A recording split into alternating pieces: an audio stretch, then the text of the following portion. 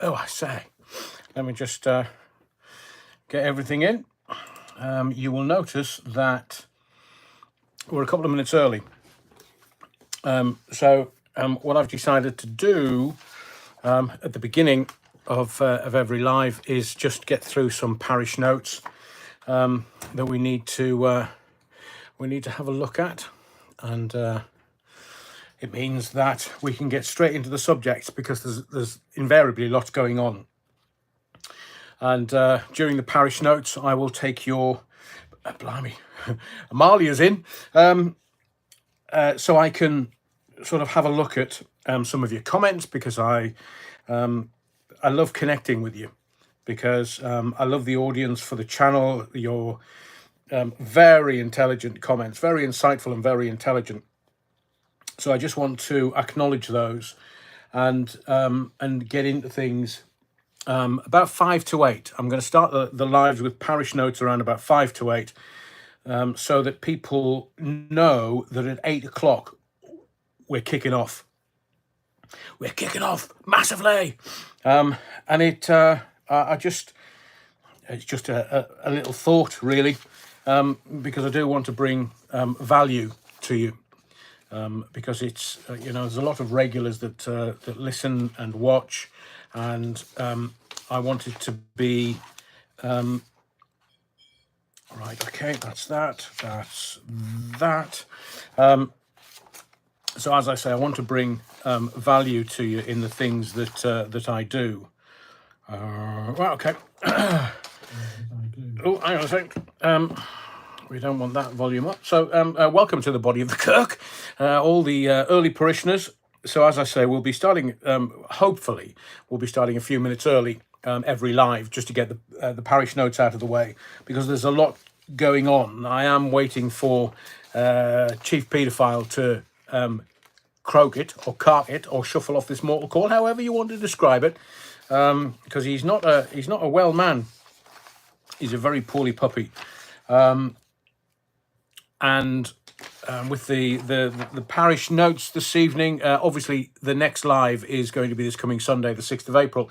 I will tell you, just before we start, that it is an anniversary, one of our anniversaries on Sunday. So the new Mrs. Allen has been very kind and said, look, we'll do something during the day. If you want to do your live on Sunday evening, be my guest. So I managed to, I've got a free pass Sunday, so there will be a live, 8 o'clock as usual. As I say, we'll start everything around about 5 to 8. Most lives, if you can make it for there, I will acknowledge you in the comments, as I'm going to right now, so I can see it. Amalia, welcome to the body of the Kirk. Bloody hell, first in the body of the Kirk. I hope you haven't swiped all the Battenberg and all the altar wine. But welcome. It's always good to see you, Amalia. Stuart says, evening, Rev. Poor Sister Mary. Do you know that she has a middle name? Yeah, Sister Mary Jane. I jest you not. Sister Mary Jane is still traumatized from you telling the story about the gerbil. Oh, I love that story. I've held on to that story for 40 odd years.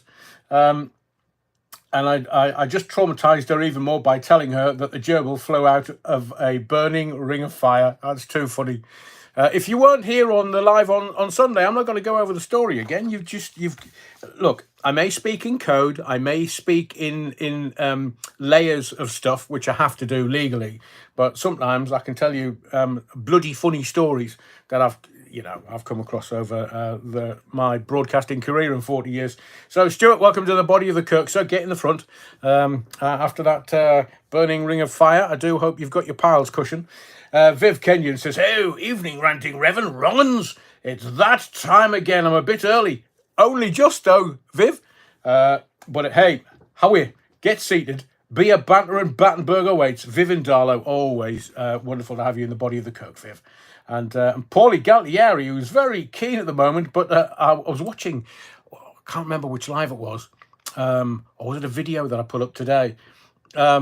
And you lead me astray, Paulie. That's all I can say. You lead me astray. You encourage me to be a complete and utter wrong'un. Oh, and the other thing is, I noticed that I've been calling ginger growler for well over a year now, and I think it's entered into the lexicon of language because there's Katie Hopkins using it in her videos. Evening, Katie. Paulie Galtieri, good evening, Adrian. Yeah, utter wrong. And hope you've had a good day, mate. Yeah, not bad. I did watch PMQs a little earlier, and well, in the words of the great Chinese philosopher, it was shite. But it's populated, in my view, by liars, crooks, ne'er-do-wells, and utter wrong-uns. And it's just pantomime. They're getting the backbenchers. I did notice on PMQs today, have you noticed how chapped the leather is getting on the seats? I shan't go anywhere for a comedic opening there, but there is definitely one. It's unlike Portcullis House to have anything to do with cracked and chapped. Andrew James says, evening, Rev. I spent the day watching videos about Billy Shears. Did you, Andrew? Oh, fantastic. Paul McCartney's neck did get longer in the 60s and his voice changed. I showed videos to a mate who loves the Beatles. He changed the subject. Well, he would do, wouldn't he? Because the Paul is dead thing, they reckon that he had plastic surgery. Because the three remaining Beatles, Paul died in a car accident, seemingly, according to legend. And the three Beatles were like, what we're going to do now? And they found this guy who vaguely looked like him, but seemingly was more talented than Paul McCartney. And Paul McCartney was a talent named Billy Shears. And in some of their songs, they reference Billy Shears. So it's kind of one of those almost apocryphal stories, but it's definitely of legend. The Paul is dead thing. I mean, fans, though, they get a bit upset. I am going to talk about the Beatles during the live tonight. We've got some music, not interludes. I know that on, what day was it? What day is it today? On Sunday, I played that Disposable Heroes of Hypocrisy and television, the drug of the nation, feeding ignorance, breeding ignorance and feeding radiation. That's television. So I started that on Sunday. I got an email from YouTube going, oi, you're wrong. You've played some copyright material. So you can't monetize that video, right? And, well, the owner of that copyright might be a bit upset. So, and I just thought, all right, lads, I don't monetize these lives. So don't be like coming the big I am with me. It don't make any difference to me. Oh, you might want to edit that out. No, I'll just leave it. It's fine. Don't worry. I did it. I just did it because I'm one of those kind of guys who sometimes plays by the rules. Sometimes he doesn't. But it invariably gets me into loads of trouble. So, Andrew, welcome to the Body of the Cook. As I say, Beatles references coming in a little while. Oh, Bovril! And Stuart, here, tell Sister Mary, that's Sister Mary Jane, maybe Top of 69 gets that reference, will become even more traumatised when she gets to find out we will not be growing any cucumbers this summer. Oh, Bovril, how could you? I can't have Sister Mary upset that there's no cucumbers this year. I mean, how are they going to get through summer? No, they're not. The choir boys are off limits. Stuart in reply says, oh, let her get over the trauma she's going through now before telling her that. Yes. Des Ashton, good to see you in the Body of the Cook tonight, Des. Pretty early. And good eye to the Rev and the Battenbergers. What shall opine on this evening? Oh, there's lots going on. I am going to ask a favour. If someone can sort of keep an eye on what the Donald's up to, because I think there may be some news whilst I'm on air about trade and tariffs and here, Kia, mate, up yours, from the Donald at Mar-a-Lago. Des follows on with, wow, just seen Amalia is already in the Kirk. How fab is that? It's brilliant, Des. I mean, a bit of a shocker, to be fair, but it's always good to see Amalia in the Body of the Kirk. Not that, we're making it... what's the word I'm looking for? You've probably got it in your head. So speaking to yourself, I'm operating on 7 levels now. cliquey. That's it. This is a broad kirk. We're not cliquey at all because we welcome all newbies. And if you're a newbie in the chat tonight, please tell me, because then I'll pop your cherry. Because that's what we do to newbies in the body of the kirk. We definitely have a little ritual of popping your cherry. So please tell me if you're a newbie. We welcome newbies. A bit like when I was doing my phone-ins. I always welcome first-time callers. And that's why I got people to say, oh, hello, Adrian. I'm a first-time caller. Brilliant. And roughly the same with the body of the kirk this evening. It's a little slow. I know it's Wednesday. It's a little slow this evening. And we are going to get into subjects really quickly. Tom Harney's, good to see you, Tom. Evening one and all, what a lovely day for jumping out at the verger, waving a Battenberg and saying, how's that for a sweet, smelly crypt? Oh, I say, Tom, don't. The bishop is around. I'm not bashing him, but he's around. So we don't, and Sister Mary Jane, she's probably around the back of the bike shed. So we don't want to upset the clergy because they're already, looking at chief paedophile and they're thinking, oh, his days are limited. Thank you, the old Bovril. I am going to mention you in a moment to say thank you. I say, Tom's already on the gin. Bloody hell. Everybody's mentioning that Amalia remembered and is first one into the body of the kirk tonight. Wonderful. Let me just... I've got to be very gentle because my touch is a little... is a little bit... indelicate, I think is the word to use. Simply because I'm mucking about with my mouse and it's not working. Yeah, utter tart. There you go.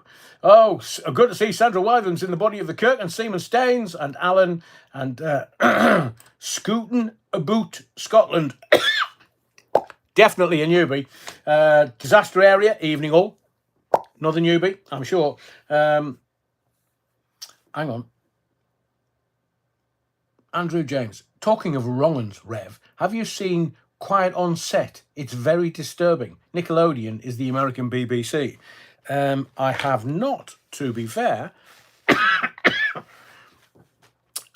is a TV series that I'm going to talk about this evening. There is another TV series. I'm not quite sure which channel it's on. It's one of the streaming services. And it's called the...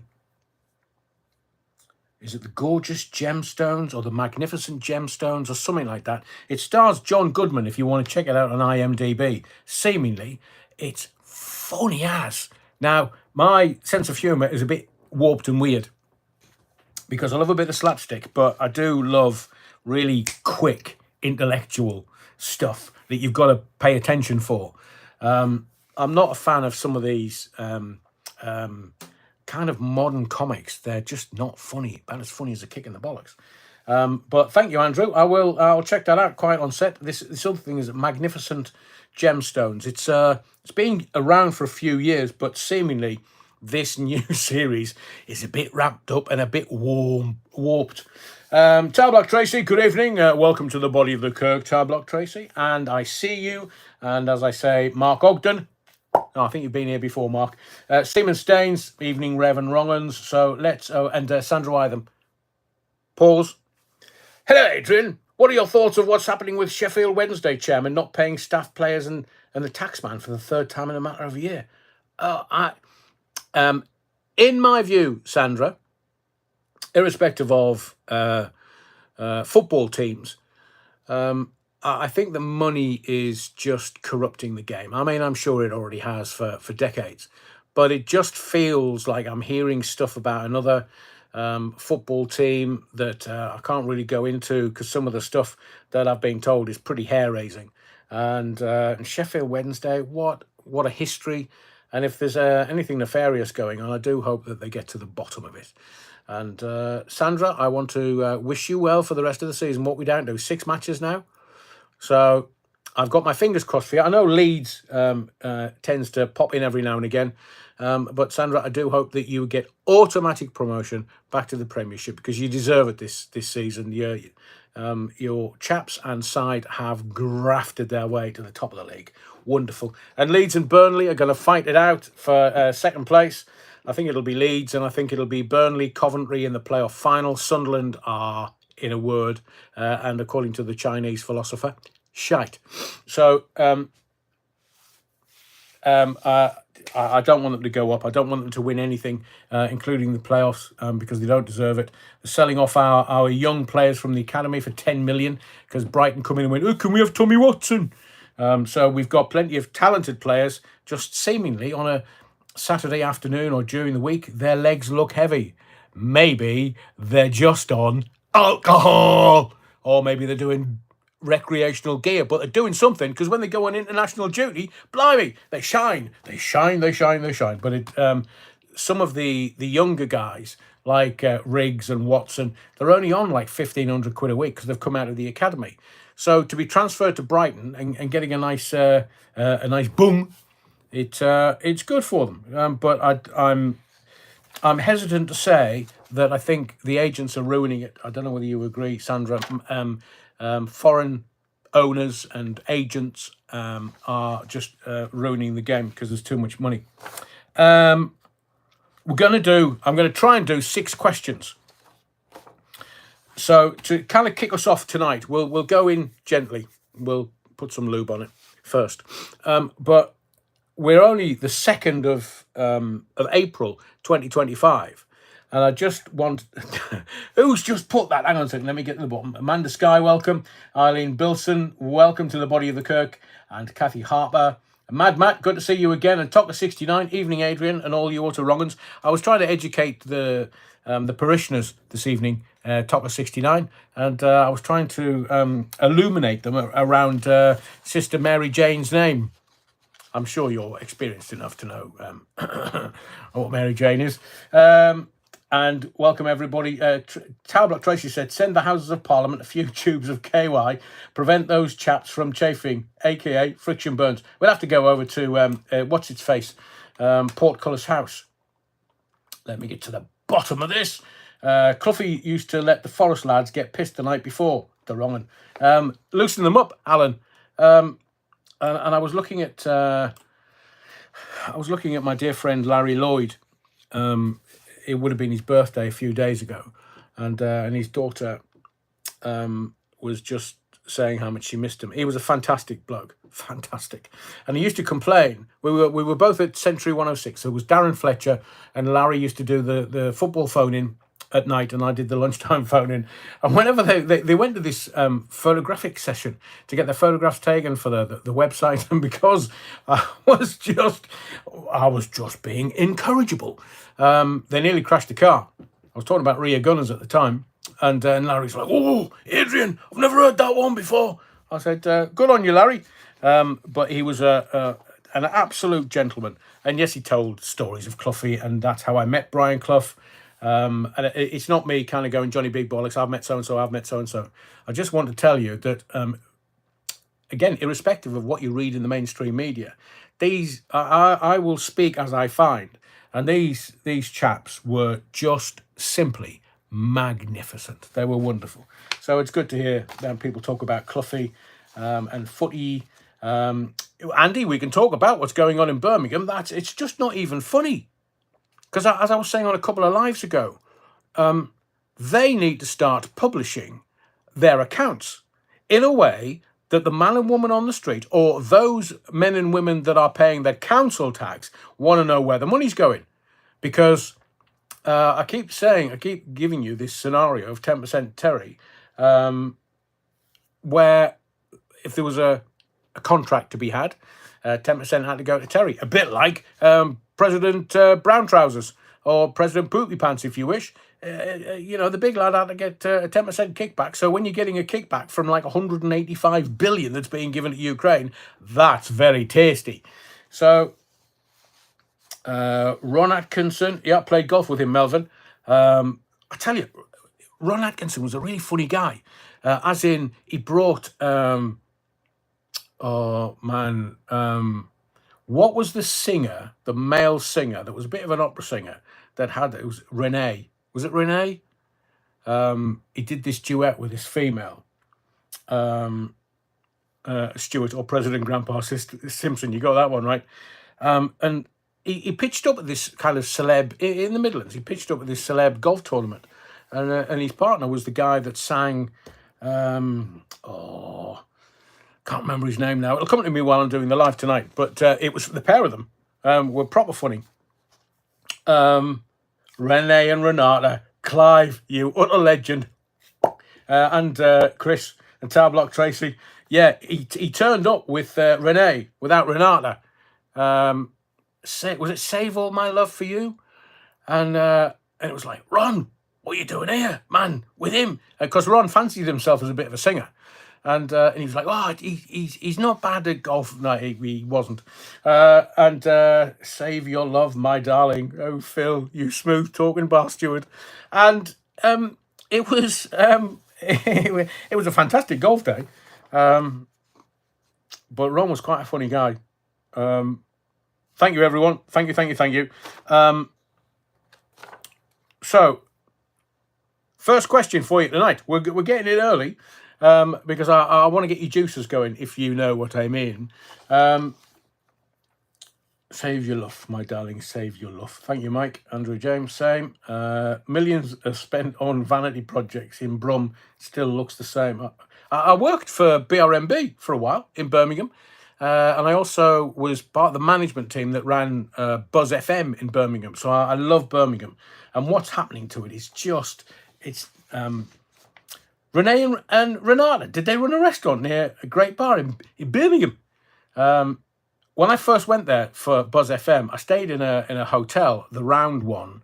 Was it called the Strathallan? It may have changed its name now. And it was on the Hagley Road. It was fantastic. It was fantastic because it was up height. I was probably 6th or 7th floor, maybe a little bit more. But I was always seeing the chaps out in Birmingham of a weekend having a little fisticuffs. Oh, it was so entertaining. It was wonderful. Right.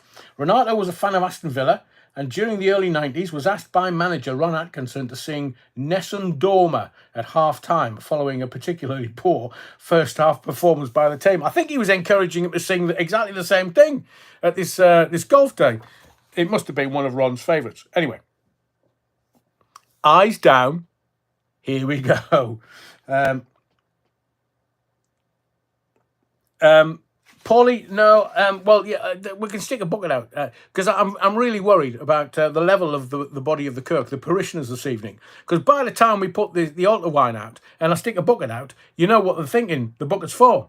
When the odd 10p wouldn't go amiss for the lead from the roof, which keeps getting nicked. Andy Spittle, apparently someone in the Alum Rock area has set fire to the piles of rubbish. Not sure if true. Look, I think we'll get to this one question because I know you're going to enjoy it in a moment. I think what we've got is a standoff between national and a standoff with local. The local council are just taking the mickey. They are literally just... again, it is a word that the Chinese philosopher would use many times. They're just spunking the money. They're just taking the council tax money and going, ha, ha, ha, ha, ha. Should we have lunch, chaps? Yeah, we've got all this council tax coming in. Let's make it expensive.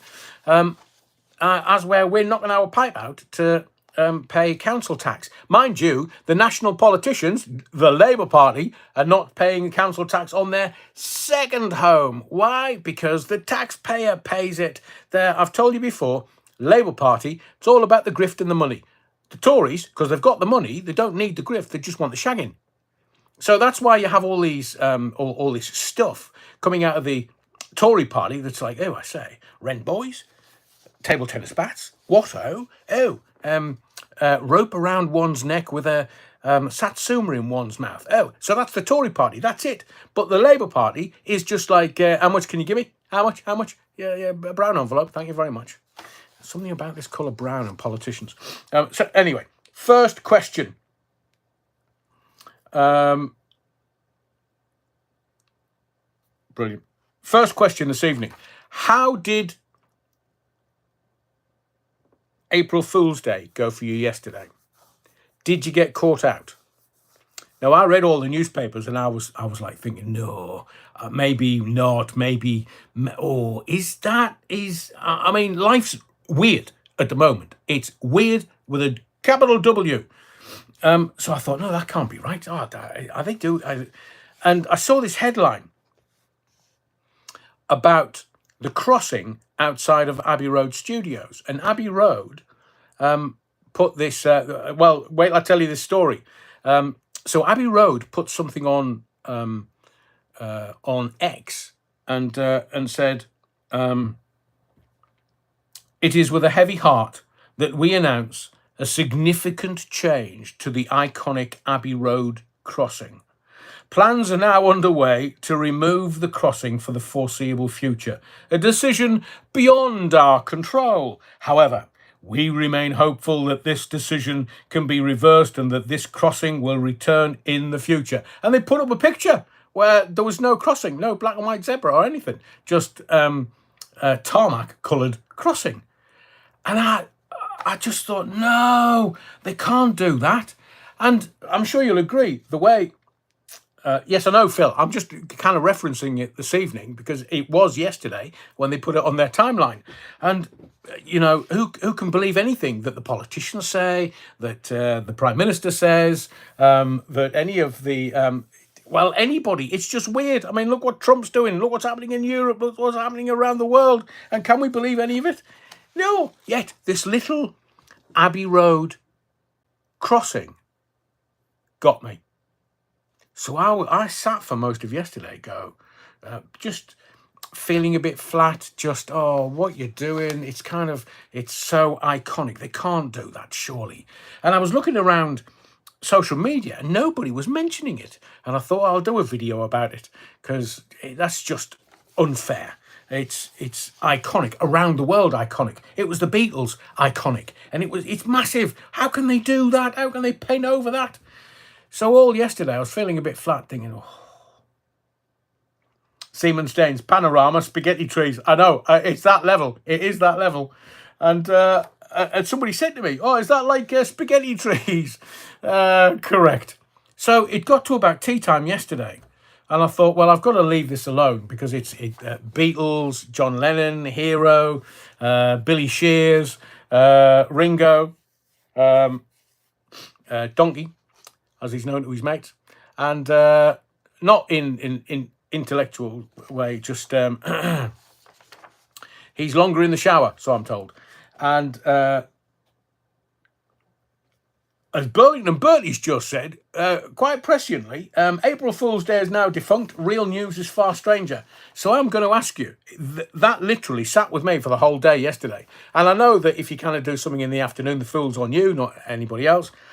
But I thought that they painted over the Abbey Road crossing, and I was really, really, really down in the dumps. April Fool. It was only this morning when I was sitting, thinking as you do, and it was for the benefit of Mr. Kite. That is very good, Des. Very good, very funny. I just thought, oh, hang on a second. Bloody April Fool's Day yesterday, man, you daft arse. So I got hold of it. N, the King, says, gonna stop airplanes because of the climate crisis. I know all of that, yeah, but it was this one. So was there an April Fool yesterday that got you? Or you thought, yeah, like spaghetti trees? Yeah, brilliant. Hands up. I mean, I like to think I'm intelligent. I like to think that nobody gets anything over on me. But literally, because it was Abbey Road Studios and they put a picture up of the crossing. And I was like, how could you do that, you bunch of bar stewards? How could you? And I was getting myself all wound up. So it was...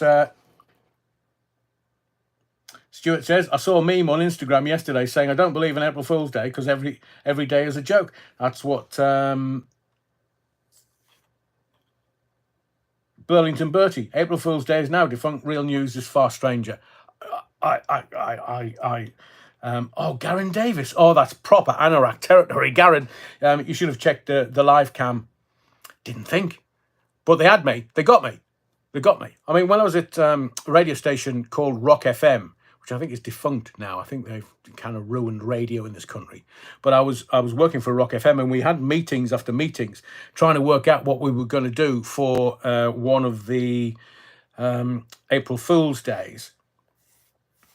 and we decided that we were going to announce in the breakfast show that the QE2 had come up the river in Preston. Now, if you know anything about the river in Preston, it's a stream, if that. So to have the QE2 sail up the river in Preston, it was adventurous, and we didn't think we would get away with it, but we did. People were turning up. We kind of said to them, oh yeah, around lunchtime, the QE2 is going to come up and come up the river, and then it's going to dock. So people were going down to the river in Preston going, where's the QE2 then? And people were ringing the radio station going, oi, oi, oi, where's the QE2? You said it was going to be there this morning. Ooh, honestly. It was, although it was funny and people were had, people got really upset that the QE2 wasn't coming up the river in Preston. Brilliant. That must have been 94, so good 30 years ago. Alan says, once a fool's nearly had me, said they were going to reduce car fuel tanks down to 20 litres. Fair dues. That's a good one. Very, very good. Andrew says all the proceeds that the Rev gets is going towards the Pakistani airport. I think I'm a politician. Fat racing driver. That's better. A few years ago, there was a hoax about Pension Monument being painted pink. Pink was doing a concert up here at the time. Oh, who did that? Was it one of the radio stations? Mike Elliott's coughing medicine doesn't work. It did for Mike, let me tell you. Oh, that was so funny. Two things that I remember about Mike Elliott. Three. We'll give him three. He was a fantastic man. A really, really, really kind, caring, fantastic man. And even bought his own round when we went out for a beer, just me and him, because I interviewed him for a magazine. And the cough medicine was, cough medicine and a bottle of wine. Stop the cough. No, I'm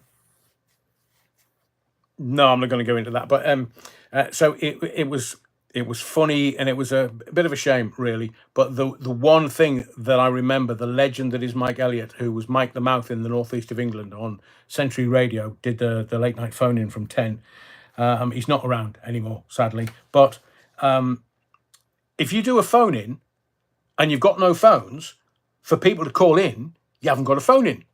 So the phones went down, and Mike was like, oh, well, have we not got any? No, we've got no phones. Nobody can call in. There's no interaction. There's no texts. There's no emails, kind of, but not really. So he literally goes, right, oh, forget it. Phone up, you can go home. And he did a 3-hour stand-up routine, live, off the cuff, late night. And I defy anyone to broadcast anything better. That's how good that man was. Literally off the cuff, 3 hours. Joke. People called the radio station afterwards saying that's the best bit of radio I've heard in my life. And by the way, I was laughing so hard I burst me incontinence pants. Jojo Jacques Tarot. Does anyone remember when they said that there were giant spiders on the London Tube? Shit the life out of me for a hot minute. Not a hot dinner. Surely not. I do. N says, loved listening to him, mate. He was a fantastic man. Fantastic. What was... hang on. Stuart's saying something. Let's see if I can... my best mate's wife is called April, and I always say to him on April Fool's Day, you're April's fool. Oof, but he loves you. Fill the van. My fuel tank is only 30 litres now. You need to get a bigger van, as Michael Caine once said. Fatal racing driver. It was in the Metro newspaper. Was it really? Wow. So we'll move on. That was kind of your first of 6. Let's ask a second question before I get into some of the mastery this evening. I'm going to ask you a question. Pretty serious. So it's 1 for yes, traditionally, 2 for no, Agincourt. So question 2 tonight. Would you support Tony Blair being thrown in prison? Obviously, if they've got enough evidence. Would you support Tony Blair being thrown in prison for everything that he's done to this country? 1997, remember, things can only get better. So would you support Tony Blair being thrown in prison for everything that he's done to this country, including trying to get his grubby fingers on digital IDs?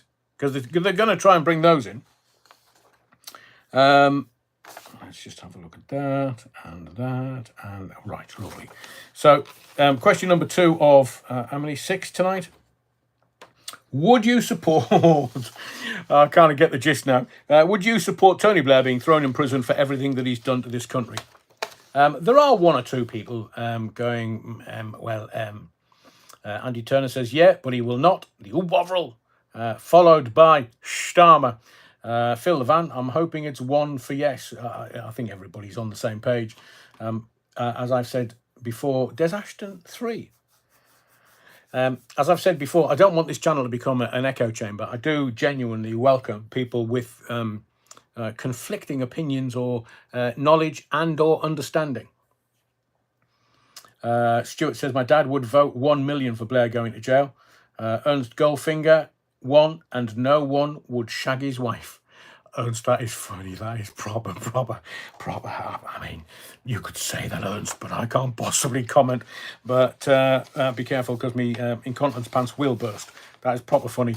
Mind you, she likes taking showers with women. Carol Kaplan, I seem to remember, was sort of her girl Friday, and they took showers together.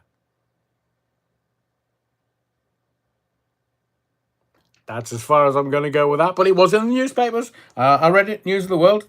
Killed that, though. Let's get into what we should be getting into. And I'm fascinated at the moment. I will tell you that I'm up to stuff. I am up to stuff in the background, and I want to bring it to the channel. So there will be... the lives will stay in situ, but I am wanting to do stuff, and I've got simply the most magnificent thing in the morning, which will be evident as time goes on. But I'm hoping to do something that will interest you. But I did do. Let me just.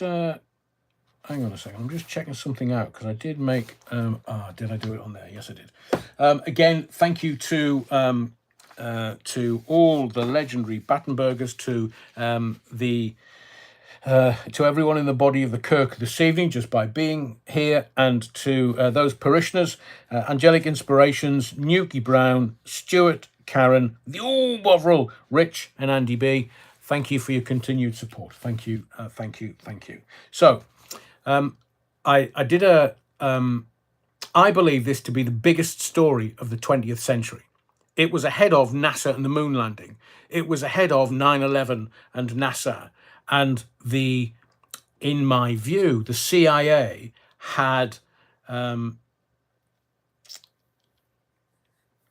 had their fingers in lots of pies. And people upset the Americans, the CIA particularly, and the FBI. So they didn't care. They thought it was Hollywood, so they would just take people out. So as I've said to you before, know the truth and it will set you free. So the biggest mystery of the 20th century, in my view, and I know that sometimes truths scare people, whether it's TV programs or whether it's movies, but the last 5 years has kind of taught us that things are a bit wild and weird, because we didn't know which way was up. I mean, all the poor kids had, that stayed off school or were forced to stay off school. And we're seeing lots of, how can I put this delicately? We don't know if it's a jibber jabber, but we are seeing a lot of people and a lot of stars and a lot of film stars and showbiz stars kind of shuffling off this mortal coil. There's Vixtex mentioned Val Kilmer, who was just a good-looking boy in his day, but seemingly very difficult to work with. So we don't know whether that was ego or whether he was just trying to be a perfection as an actor. But Val Kilmer passed away, and he's had his troubles, but he was Batman. I mean, there's no bigger credit than having being able to play Batman in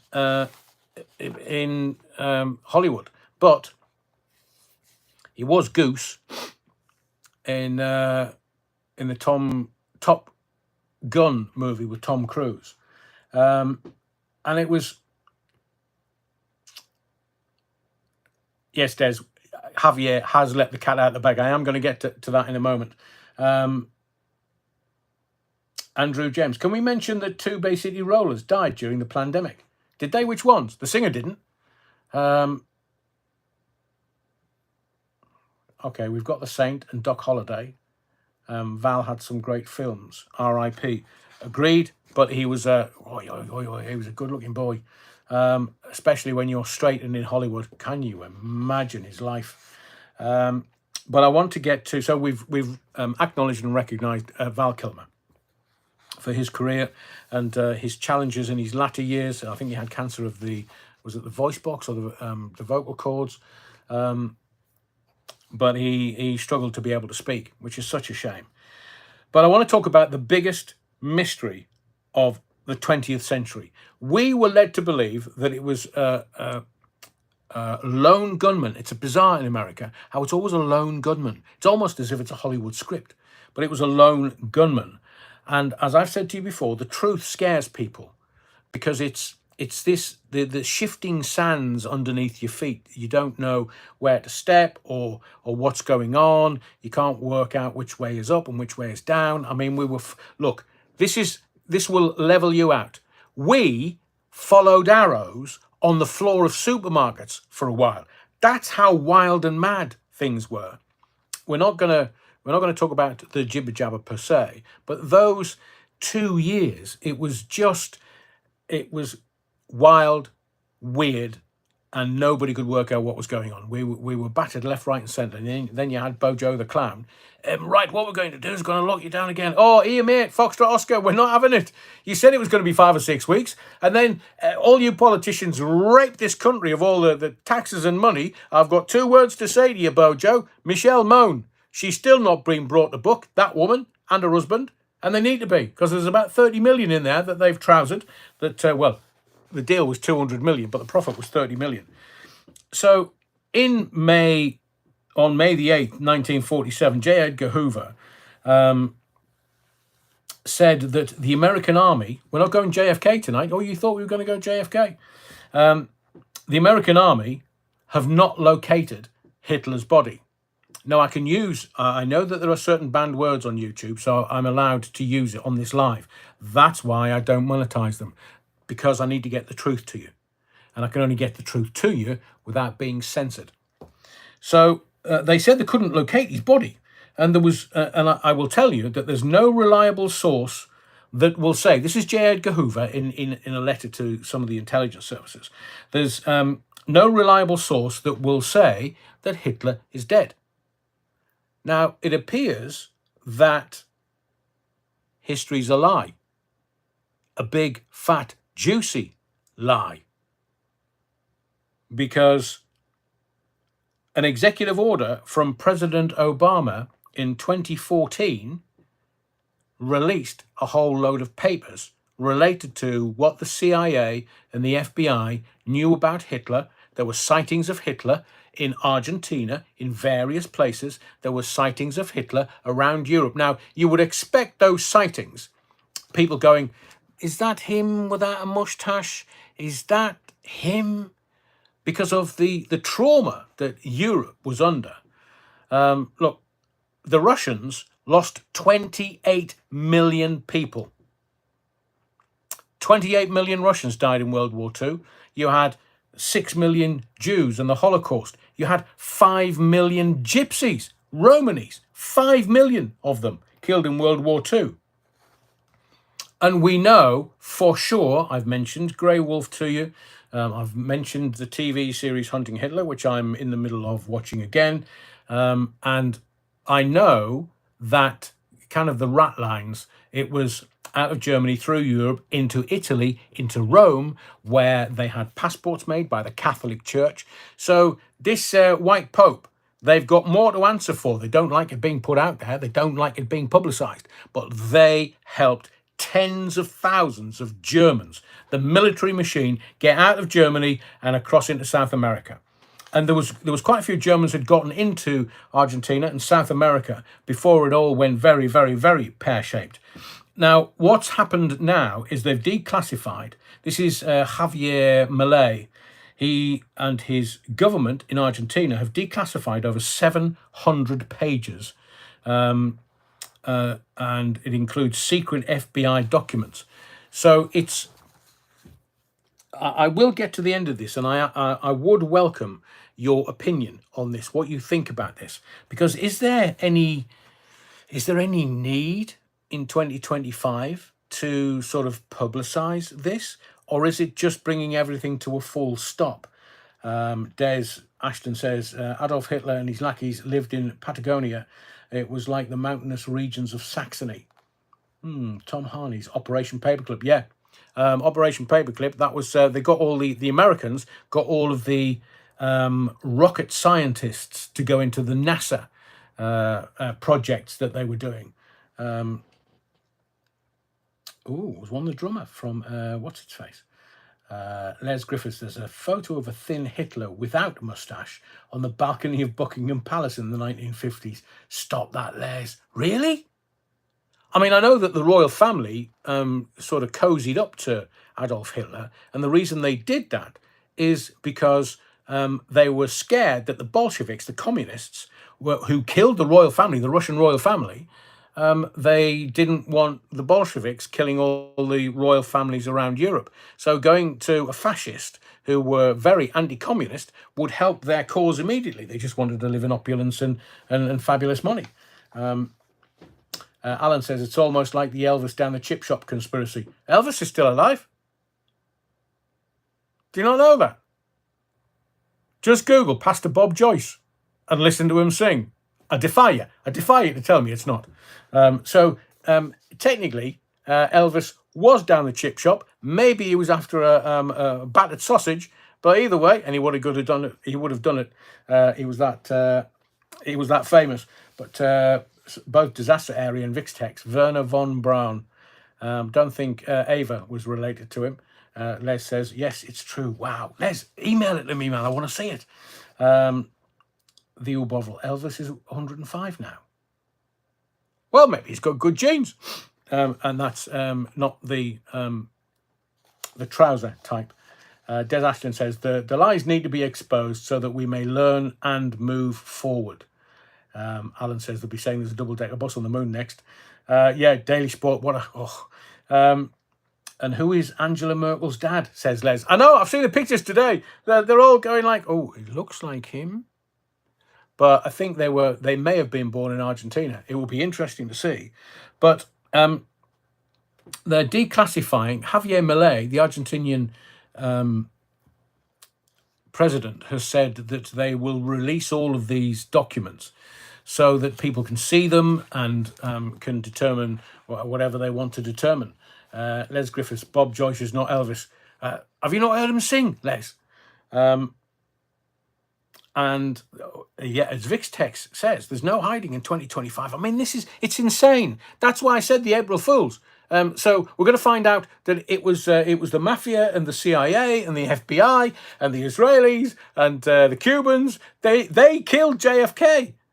So it wasn't a lone gunman from the book depository building. No. And if we look at the evidence that was given to us, now remember this is the 1940s, where we didn't have the communication tools that we have now. We don't have the corroboration that we have now, or the pictorial evidence. All we had was the Russians going, "Yeah, got him, bombed him, yeah, burnt the bunker." Yeah, I mean they talk like that in Russia. So we've found the bones. We got the bones, and we're taking them back to Russia. And it was almost 50 years before they were able to test the skull that they've got, and the skull turned out to be female.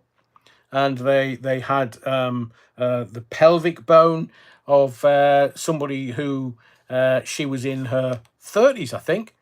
So we did have this we did have this evidence, but it was the wrong type of evidence. But in 1945, it was evidence, and everybody believed it. Everybody wanted to believe it. Everybody that had suffered the trauma of 5 years of war, and the bombing and everything that went with being in World War II, everybody was just breathing a sigh of relief. Oh, thank goodness for that. Yeah, he's been traced. He's dead. He's dead. Thank goodness to that.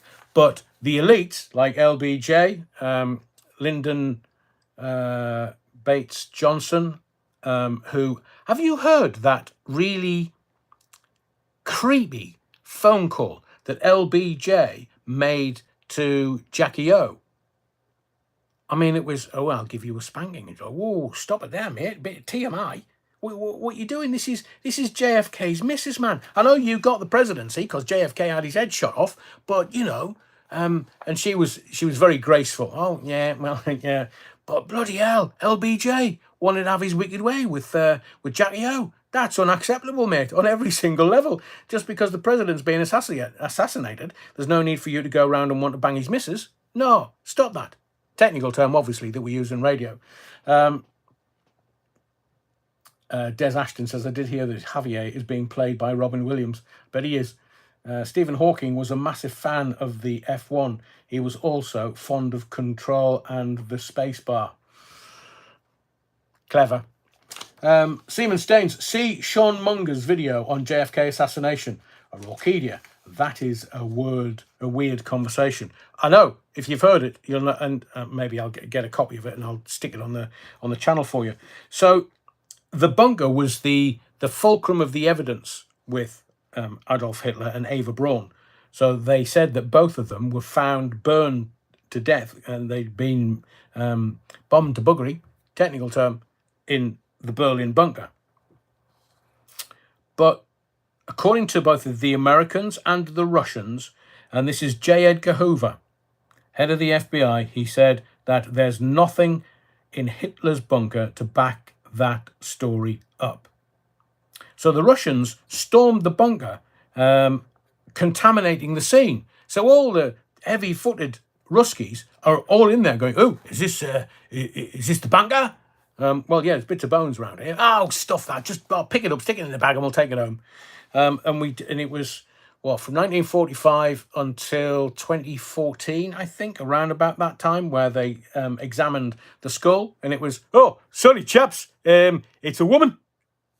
And everybody turned round and gone, hang on, what do you mean it's a woman? That's supposed to be Hitler. Ah, well. Meanwhile, Hitler, as you will find out, lived on another 20 years in South America until the mid-60s. In fact, if you look at it this way, Hitler outlived JFK, the American president, till the mid-60s. And also, he was having his wicked way with somebody because he fathered 2 daughters. The Hitler bloodline's still going. I mean, it's a very contentious subject matter because, as I say, families lost fathers and sons and brothers and daughters who were working on the land. It was an awful thing, World War II. Very different from flattening the Ottoman Empire in the First World War, because that's what that was about. The Ottoman Empire ruled most of not Europe, but the Mediterranean, and they needed to break it because they were controlling everything. So that's why World War I happened, to flatten the Ottoman Empire. Alan says Hitler couldn't have left Berlin without Allied help. Of course, but I've watched the series. It's 3, is it 6 or 8 parts in each series? There's 3 series and then a wrap up in 1 episode in series 4. But what they do is they take you through a possible scenario where some of these Strasses, the streetlights, were flattened so that Hitler could get out of Berlin via plane, and the streetlights, the Strasse, wouldn't affect the wings of the aeroplane.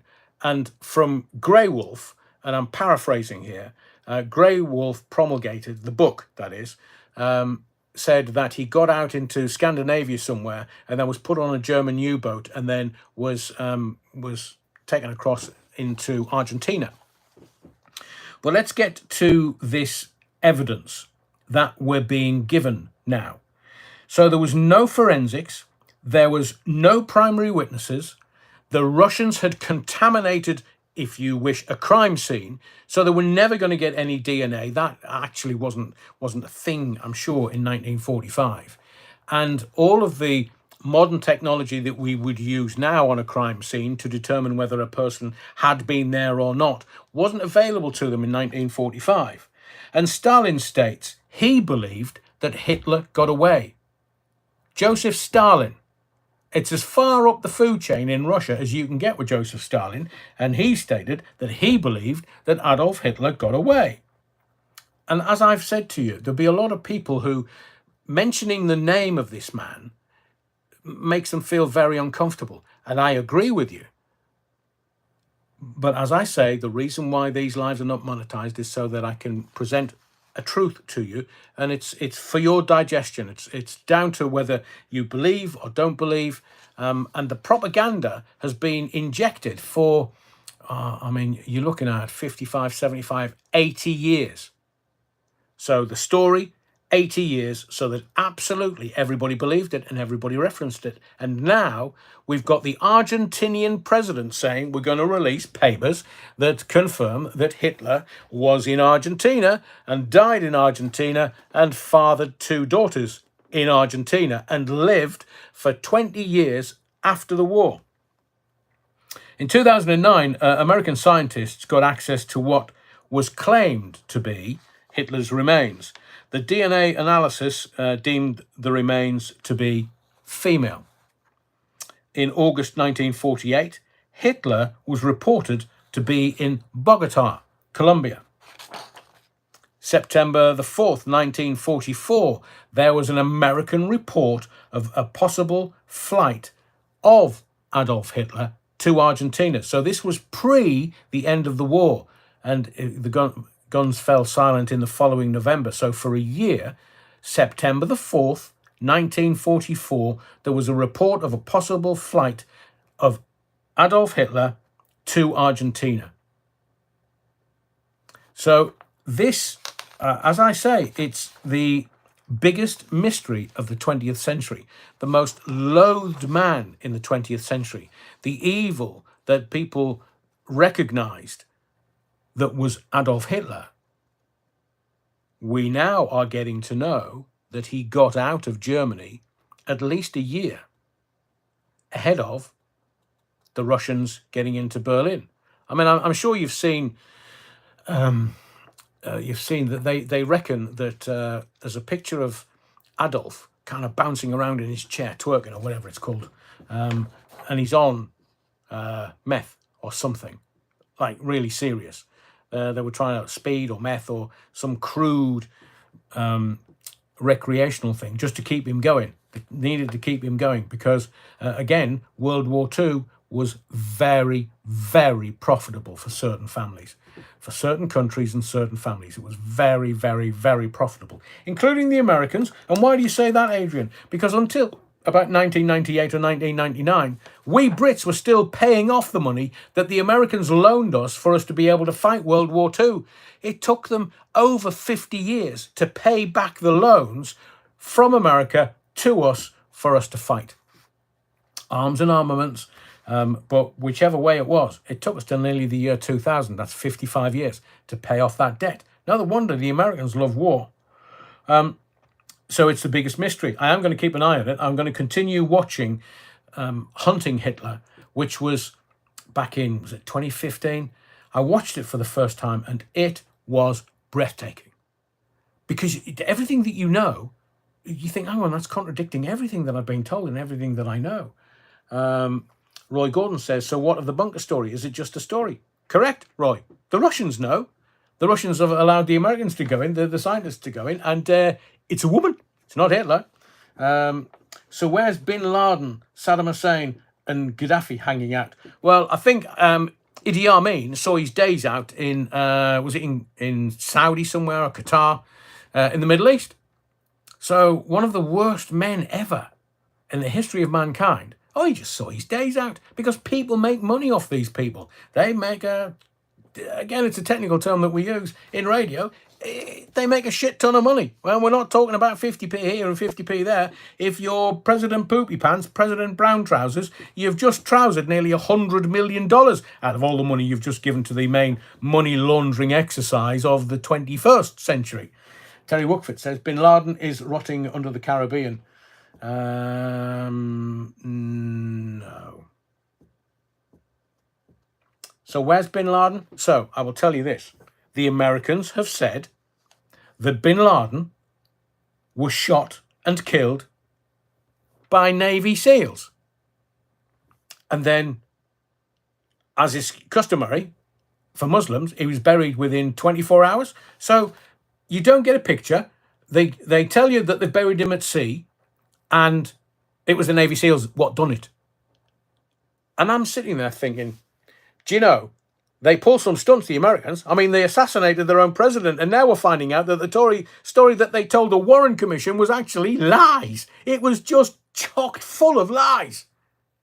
Because they needed everybody to believe the lone gunman theory. And for 9/11 and all the terrorism, look, the CIA knew exactly where Bin Laden was because they helped him build his cave complex in the Tora Bora mountain range. And the Tora Bora mountain range, do you know why they got the B-52s to bomb the Tora Bora mountain range? It wasn't because they didn't know where Bin Laden was and they needed to kill him off because that's retribution. That's how the Americans work. It's because they wanted to build a pipeline from the Caspian Sea south through Tajikistan, Turkmenistan, Afghanistan, warm water port in Pakistan, all the stands out there, they built this pipeline. So they used the B-52s and told you that they were trying to find Bin Laden and trying to kill him. They knew where he was because they built his bloody cave complex. And he had renal failure, kidney failure. So he had to have a dialysis machine. That's how poorly Bin Laden was. And what? He's in the Tora Bora mountain range. Had away in shite, man. He was living it up. The Bin Laden family are massively wealthy. Massively. And I'm not going to judge you at all because the propaganda that we are fed, we found him, the Navy SEALs found him, and there was some body cam stuff and then disappeared and then, yeah, we buried him at sea. Why would you do that? Why would you do that when the whole world recognises what happened on 9/11 and somebody somewhere somehow got word to Osama bin Laden about 9/11 and he said, I didn't have anything to do with it. But praise be that somebody did do that to the infidels, to the Americans. But the Americans said, it was bin Laden that did it. What did it? And bin Laden said, it wasn't me. I didn't have anything to do with it. And they've got a couple of camel shaggers who worked on computers to refine their flying skills. And yet professional pilots said there were some maneuvers that those two planes took that somebody playing on PlayStation couldn't have perfected. So I will say to you, there is, Andrew James says, were Bin Laden VHS messages NTSC, never the same colour twice. That's the American system for you. Or PAL, don't know. But Mr. Tim Osman was his alias whilst helping the USA. Nice, Nugie Brown. Nice. His family were, they at this level, at the elite level, where money, it's no object. And you can do anything that you want. They were friends with the Bush family, as like Daddy Bush, and not necessarily George W., but Daddy Bush knew all about it. He was second in command in the CIA. Of course he knew Bin Laden and the family. And do you know that the Bin Laden family, and what's the big fat lad that made the movie and had the Bin Laden family, not necessarily Osama, the Bin Laden family flying out of America? He did the film Bowling Columbine. Luke says there's a photograph of Obama watching the raid. Oh, I bet. No photographs of Big Mike, though, is there? I wonder what's happening to those two. Are they divorcing? Are they got them out of the public spotlight? I think you bet your sweet Bibby they have. Michael Moore, thank you, Orkida. So Michael Moore did this film and showed a plane leaving, saying, "Oh yeah, the Bin Laden family were on there," because the Bin Laden family are massively wealthy. So we've got, Melvin, interesting. The movie is To Fool You Twice. So that's what I was talking about when we were talking about April Fool's Day. That we've got so much weird stuff going on that we don't actually know what's real. I mean, if you think about it, so Diddy and Epstein had their own bribery ring. Make your own gags up. So the blackmail rings of Diddy and of Epstein get all the powerful, the powerful that we don't know the names of because they're either military or maybe showbiz, but they do this and they film everything so that they, whoever they may be, will do as they are told. So I wonder why Ellen DeGeneres is in the Cotswolds. I'll leave that with you. You know the answer. I know the answer, but she's probably watching this live because she's in amongst all the swingers in the Cotswolds. Pamper grass everywhere in the front garden. But I'm not going to go any further. She's a multimillionaire. Vix text. No, surely. Big Mike has a podcast now. Is that something else that Megan What's-Her-Face, the Duchess of Sussex, is copying? Blimey. Big Mike. Seeing the evidence, so to speak. So you've got... what was I going to say about the... So if they can manipulate the powerful and the wealthy, not rich. Rich is temporary. Wealthy is generational. But you've got all this evidence of whether it's royals or whether it's showbiz or whether it's big, powerful politicians or whether it's Chinese, what do I call them? Manchurian candidates. Whether it's the that level, it's not about money because they've all got money and the money doesn't matter. They can do anything they want, wherever they want. I mean, look at Hillary. Stuff. Frazzle drip. Have you heard that? Please don't.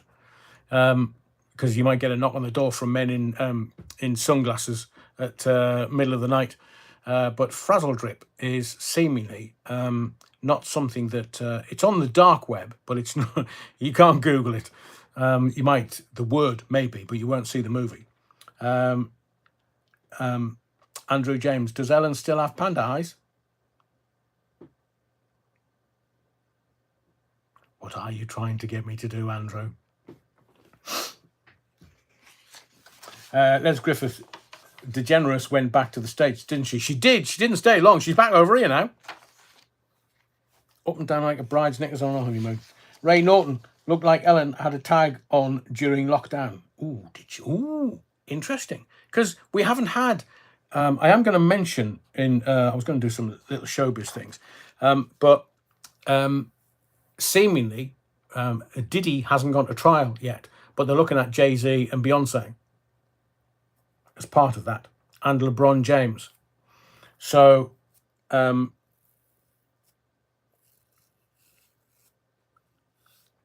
So if you look at what is going on, we're all waking up to what some people have known for 20, 30, 40 years, but even in radio, not allowed to tell you the truth.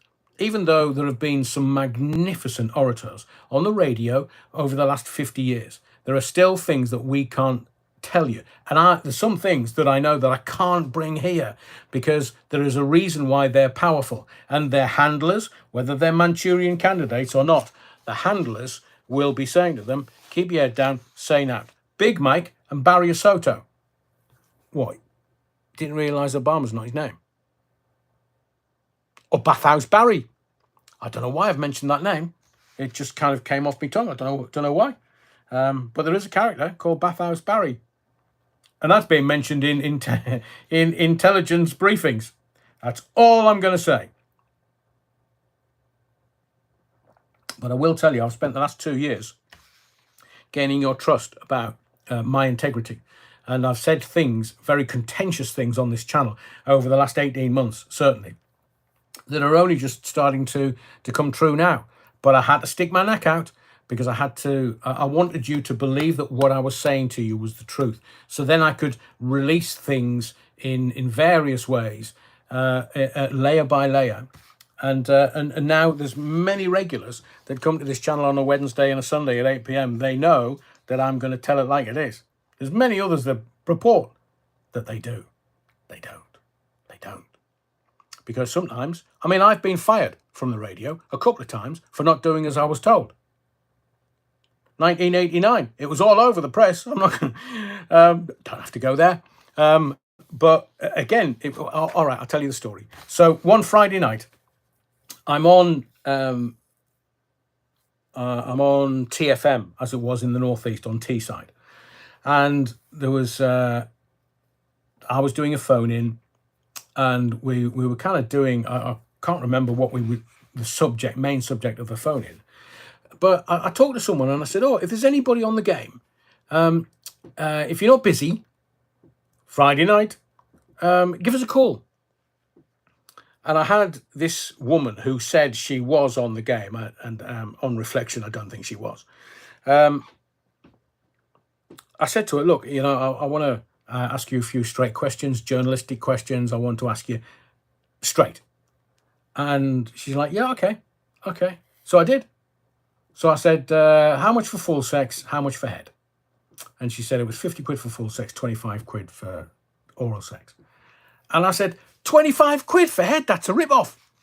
Well, that was one part of what got me the sack. And the other thing was, and there are tapes of this doing the rounds within the radio industry, still to this day. And I said to her, I was talking to her about sex, ostensibly, and what she did and how she did it, and all the who, when, where, why, what, all the journalistic questions. And my final question to her was, and this was, I don't know, it was about 1:15 in the morning, and I was on till 2. And I said to her, I don't want to finish on a low, let's finish on a high. What's the most perverted trick you've ever had to perform? And she said, some guy paid me 50 quid to go and watch him play with himself on a bed. I said, what, in a hotel room? Yeah. I said, that's deathly dull. Off you go. Boring. Literally, the phone lines melted. Because this is 1989. This is right out there. This is as far out there as you can go. This has never been done on British radio before in England. Phil, no, sadly, I didn't work with Caesar, but I am aware of him. And subsequently, over time, people like Caesar and Stanage is, in my view, the king. He was the first. And you've got James Whale, and you've got Scotty, and you've got some of the others. But in 1989, I went right out there. I legitimately believed that I was asking journalistic questions of someone who had a specialist subject, who had specialist skills, and I could ask them because it was journalistic. Who, what, when, what, who, when, where, why, what, the usual questions. But the phone lines melted. And my boss had been out for a meal in Stockton, and he just wandered into the studio, and he's going, a bit busy. I said, I think we need to chat in the morning. He said, what about? I said, I've said this. And he was like, oh, man, Adrian, you've done what? And BT, or British Telecom, or whatever it was called in 89, actually rang my phone up through the glass and said, what is going on with your switchboard? We can't handle the volume of calls that are coming in, because literally everybody was calling. So it ended up in the newspapers. It was Mr. Smut on the radio. It was this, that, and the other. And that was on the Friday night. And the following Wednesday, I had the. So did you say this, Adrian? Yes. And you agree that is you speaking? Yes. So we're going to terminate your contract. No shit, Sherlock. John Gaunt is on YouTube. Let me tell you a little story about Mr. Gaunt. It's not his real name, obviously. But when I was on Century 106, he emailed me and said he was this kid that was at college or something. And the fantastic thing is, I've still got that email reply that I sent to him. So I took my time thinking it was somebody that was wanting to get into radio. So I said, yeah, this technique, that technique, this is why I do this and this is why I do that. Next thing I know, bugger's on Talk Sport. But I wish him well. It's not easy doing this kind of thing. So I do hope that it makes him a couple of bob on YouTube. Hang on. Vix text. Who's James Isaac Cappy? R.I.P. So, and then I got to another radio station, and literally I was told, I'm getting heat, man. I'm quote, I'm getting heat, man. You can't keep talking about these bloody asylum seekers. I said, all right, then I'll stop talking about the asylum seekers, illegal immigrants. So I said, all right, I'll stop. So I went on air that night, and I said, these economic migrants that are coming in the country. Now, this is 25 years ago.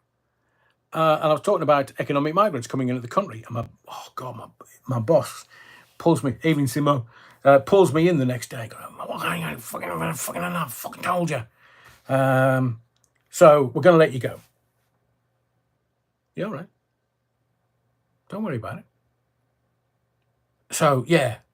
But again, talking about economic migrants, I got my arse handed to me in 2002. And that's fine, because it's just life. Melvin P, did they replace you with James Well? No, they replaced me with Alex. See, I know her as Pat Fisher. Her real name is Pat Fisher. Alex. I can't remember a second name. Alex. No, can't remember her name. Second name. Apologies, Alex. As I say, I know her by her real name, Pat Fisher. Cabby was very disturbed and mixed up with. Okay. Ooh, Alex Hall. Thank you in the field. And so we lived a precarious life doing a late night phone in, because your job is to.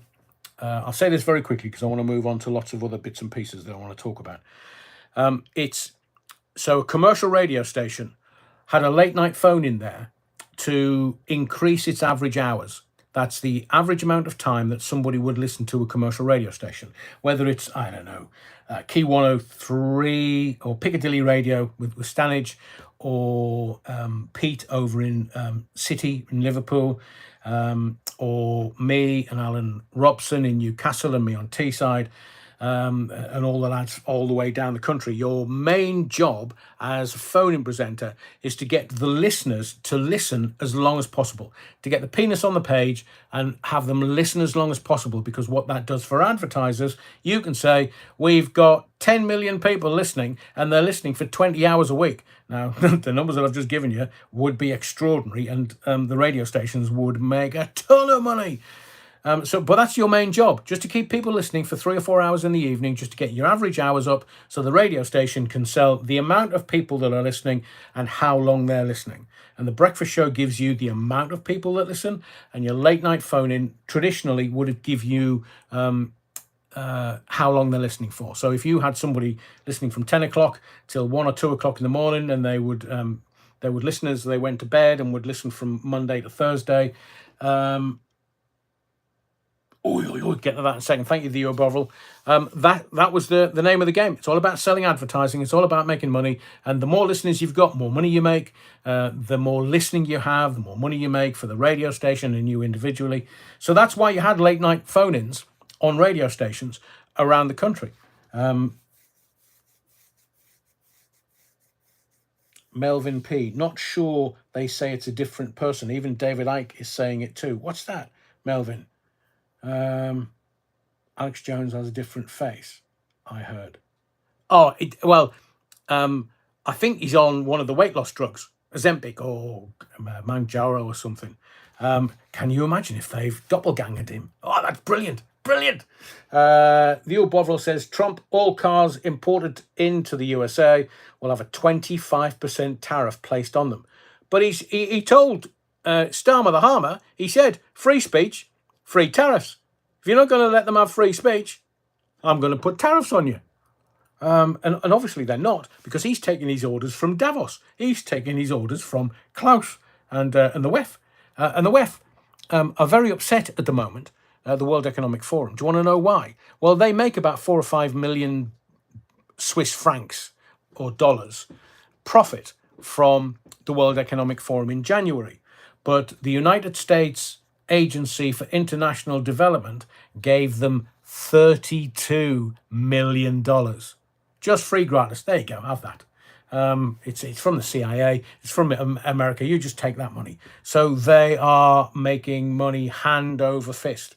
And that's why they're upset with Trump, because he's gone, right, well, we'll scrap USAID, or United States Agency for International Development. Andrew James says, Alex Jones also has been doing HIIT with a personal trainer. Maybe he's had some kind of medical episode, and maybe it was type 2 diabetes, and maybe they've said to him, look, Alex, fat lad, get it off. Get on the jogger, or Mount Jaro, or what's it? So there's a Ozempic, Mount Jaro, and Wegovy. And Wegovy and Ozempic are made by the same people, I think, and have the same ingredients. Don't know why they've got, maybe it's restrictions or rules and laws in varying countries, and they can get around that by using different brand names. The eyes have changed, according to Melvin, so it's not fat loss.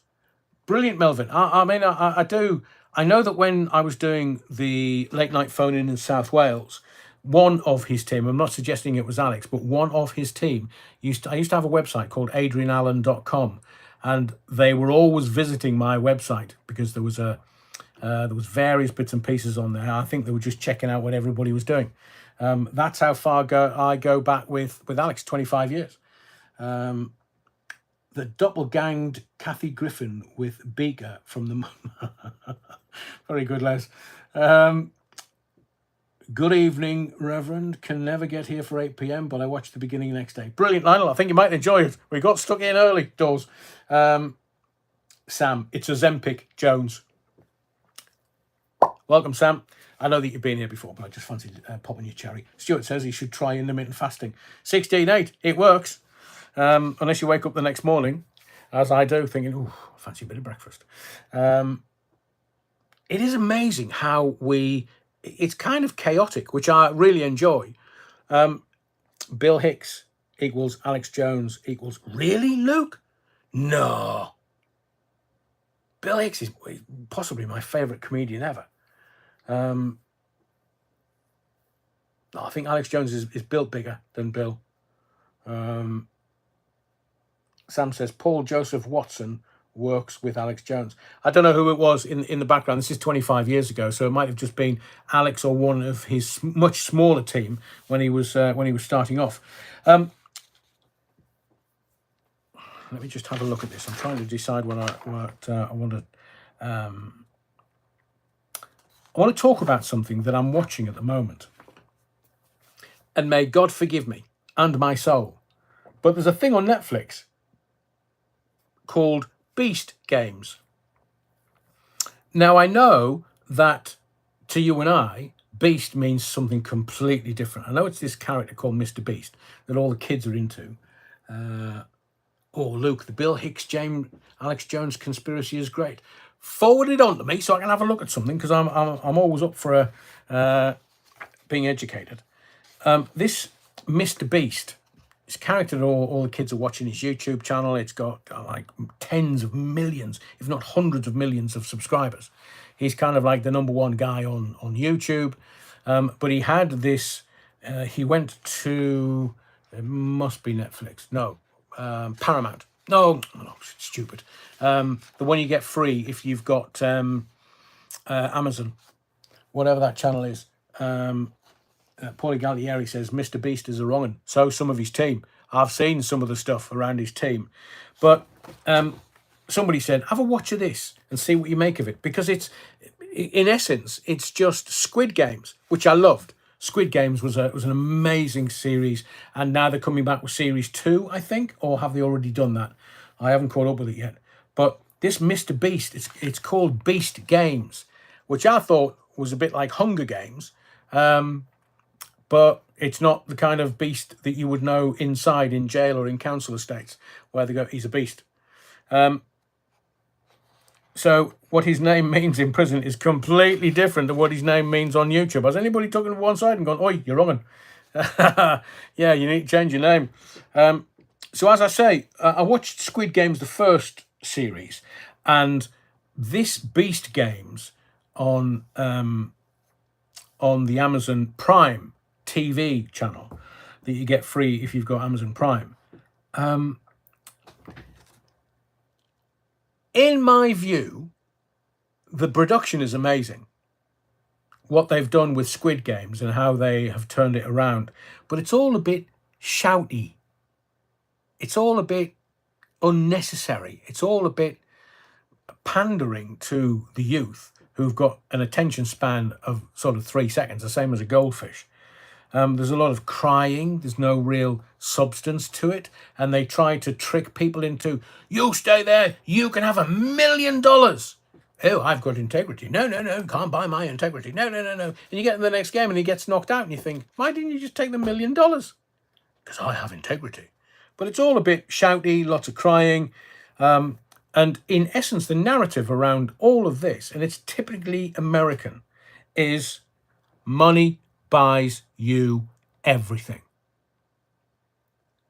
There's 1,000 people going to these games, and like Squid Games, they try to get people, knock them out in various ways, so that it's just greedy Americans. It's like one guy who said, no, you can't buy my integrity. But at the end of it, there is 10 episodes and I'm halfway through. I've watched 5 episodes. At the end of that, I want to stab my eyes out. It's too, Mr. Beast is a bit, no. I don't think he's got the presence. I don't think he's got the personality. I think for this generation, the kids that are hardly ever paying any attention, he might be right. But honestly, it's one of the worst things I've watched on TV for an awful long time. Should we get into, let's talk about the Beatles. And then I'm going to get into WEF, and I'm going to talk about Starmer and what he's up to. I'm going to talk about Hooters, if you know what Hooters is. There's still a lot, and I'm going to out another lying politician. Walkeeda, thank you very much for that. And then we're going to round it off with some stuff and a wedding not to play playlist. So we'll get to that in a moment. But I want to ask you a question. Brilliant, Sam. I hadn't worked that out. Prime is used as a tax write-off, so more money used, the better.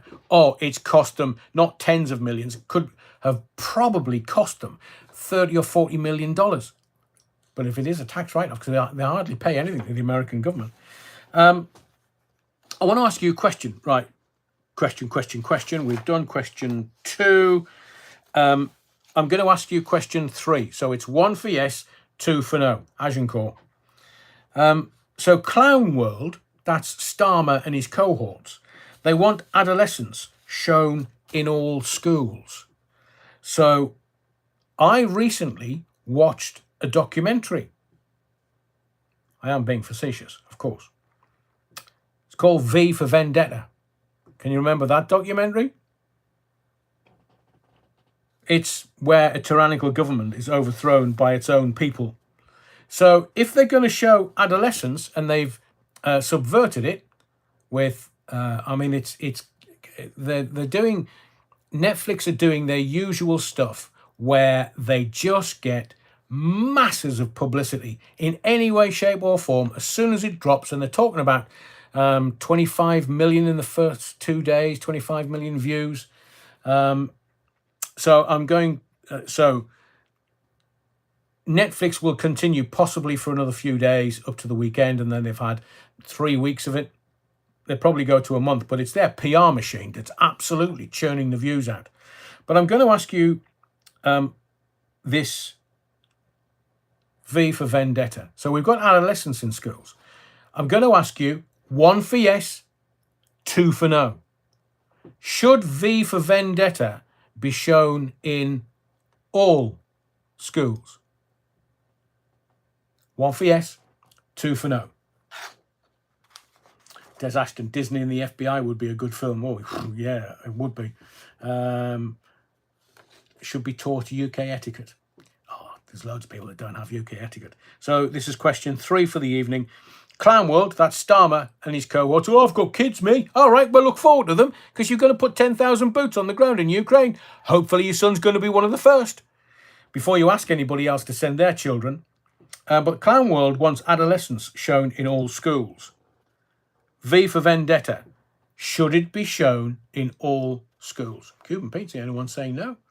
Imagine how much Netflix and Disney made during the pandemic. Oh, their shares went through the roof. Angelic Inspirations, interesting. Too bit of an agenda hidden within. Of course there is. Of course there is. It's a tyrannical government. I think we've got one of them. And it's been overthrown by the people. I mean, you can go back 1,000 years to the People's Revolution. Wat Tyler led the peasants' revolution of this country. So we've had it before 1,000 years ago, and literally the country had to change because the peasants were revolting and they weren't very happy. Didn't smell very nice. But this was it in the 1100s? Wat Tyler leading the peasants' revolt in this country. So would you show V for Vendetta?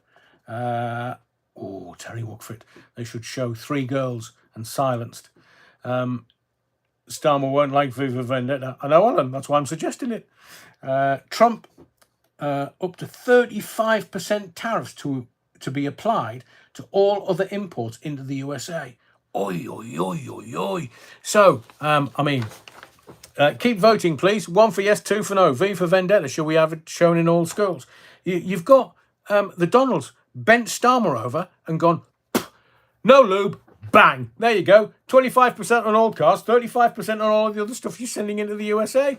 I mean, 2-tier, free gear, queer as folk, Starmer, will be, I saw PMQs today, and it just wasn't, it wasn't entertaining at all. I want a bit of a jousting arena in there. I want it to be kind of, let's have some intellect, let's have some jousting going on, and let's get to it.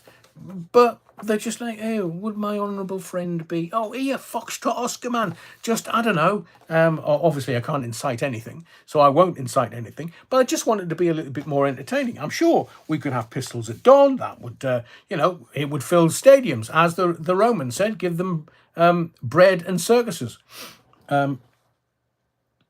Cheers, Stuart.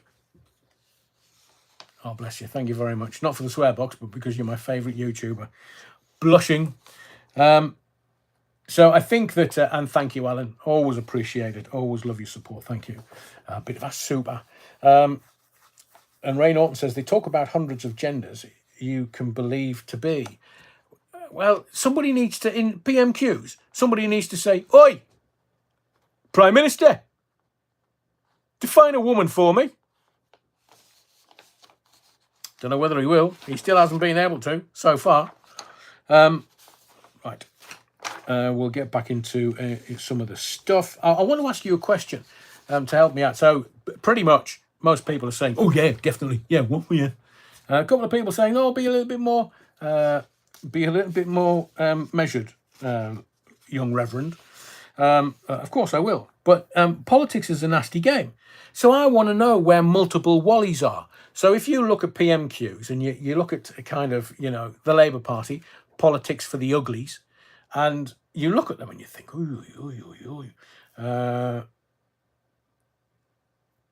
Melvin P, lovely dips in crypto. I haven't looked today.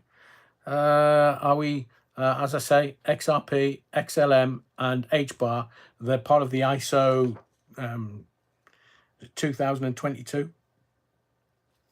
They needed to come down. And look, I've said this to you on a live a couple of weeks ago. I laid it out very simply that Trump wants the American economy to tank by 20% because then the government, will make more money if the American economy tanks by 20%, because everybody else around the world, they're shaking in their boots because they're worrying about the tariffs.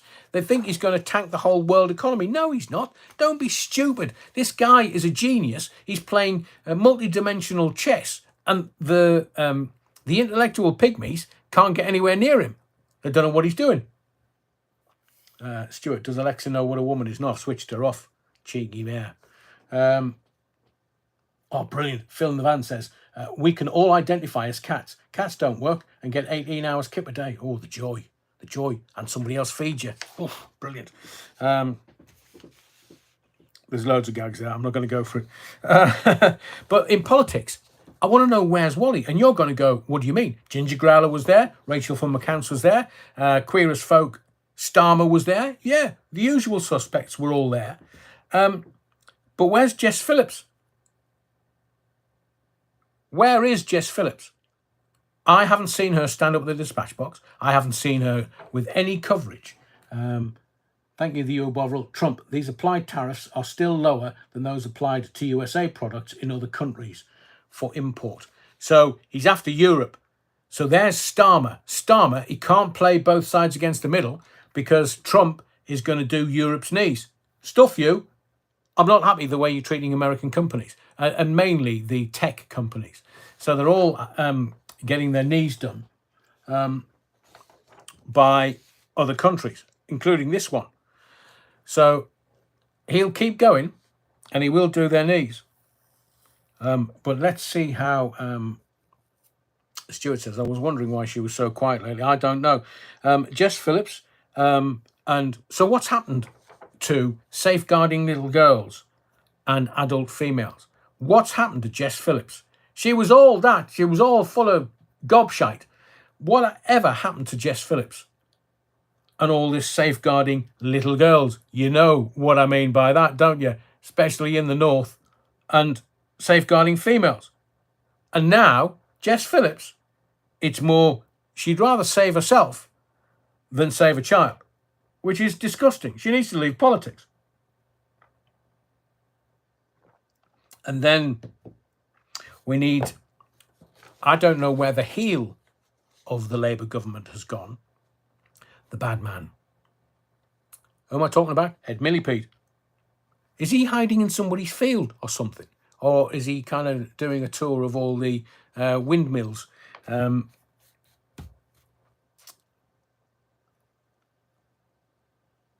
You can't make this up. He was a failed Labour leader. And remember, Ed Millipede is the man that knifed his brother in the back. David Miliband was going to be the next Prime Minister of this country. And Ed went to the unions and said, if you... There you go, Donald Trump unveils 10% tariff on imports from the UK, 20% on EU in watershed moment for the global economy. So Ed Millipede went to the unions and said, I'm your man. I'm your man. If you make me leader of the Labour Party, I'm your man. And because Ed knifed his brother for the top job, David says, oh, yeah, I'm not even going to live in this country anymore. I'm off to America and I'll work in charity. And he's doing very, very well, seemingly. But Ed Millipede, no, I've got a long memory. I remember what he did to his own brother in politics. That's how nasty it was. And now he's playing his bloody ukulele for social media clicks and likes. What have we got running this bloody country, man? They're idiots. Absolute clowns. I want you to keep an eye on something. So we'll hang on.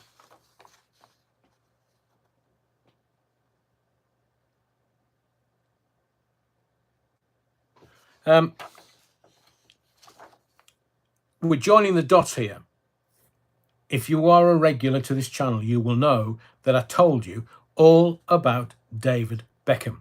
David Beckham was given one of 3 Crystal Awards at the World Economic Forum in Davos in January.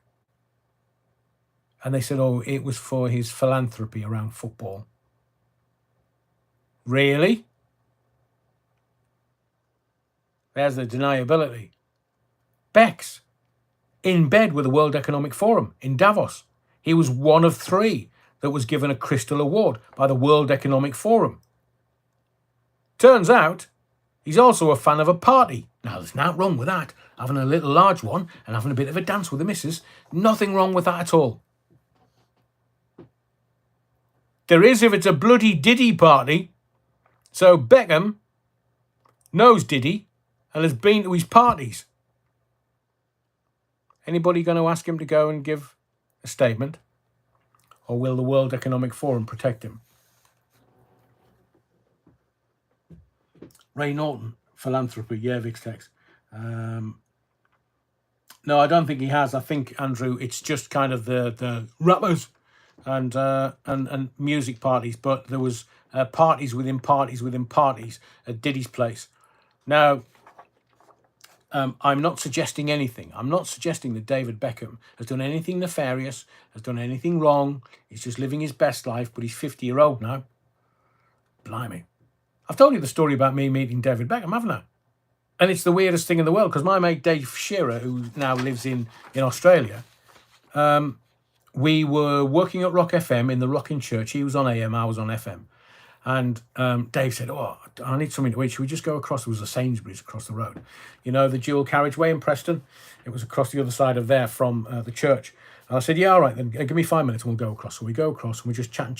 And this car pulls up to us as we come out of Sainsbury's and we're going to go back to the Rocking Church. Car pulls up. It's an older guy, young kid, looked like bright blonde hair, rake thin, stick thin. And they said, do you know where Preston North End is? I said, oh, that's dead easy. Just go down here to the lights, hang a right, and then quarter of a mile, half a mile down that road, hang another right, and there you go. You can't miss them. It's the floodlights. So just these lights here, hang a right, and then you'll see the floodlights just go in the back way. That was David Beckham and his dad. He was playing for Man U, and they just needed to either fatten him up or just needed to get him some minutes on the pitch. So Fergie sent him across to Preston North End, and it was me and my mate Dave that gave them directions to Preston North End. But it's such a shame that David can't have Diddy at his birthday party. You can say that, but I can't possibly comment.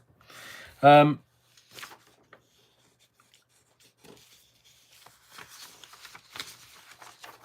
want to mention, it's a northeastern term, Hooters. Now, Hooters is if you've never been, and I have many times to the one in Nottingham, and the reason why I'm mentioning it, and the reason why I'm telling you that I went loads, no, Terry, the wings and the burgers. The wings, they simply are the best wings in the world, the best wings I've ever tasted. But they're declaring bankruptcy in the States. Hang on, Alan. What about Virginia Giuffre, the lady? I'll get to her in a second, man. Oh, bloody hell, Alan. Hang on. Because it's a bit weird, that. It's kind of in keeping with what's going on in the world at the moment. But it's just... let me just write this down so I don't forget. Virginia Giuffre. She spent all her $18 million. I thought there was an NDA in place. Anyway... so they're declaring bankruptcy in the States, and it's one of these where they wanted to get all the really pretty girls in. Burlington Bertie, tell me what they're doing.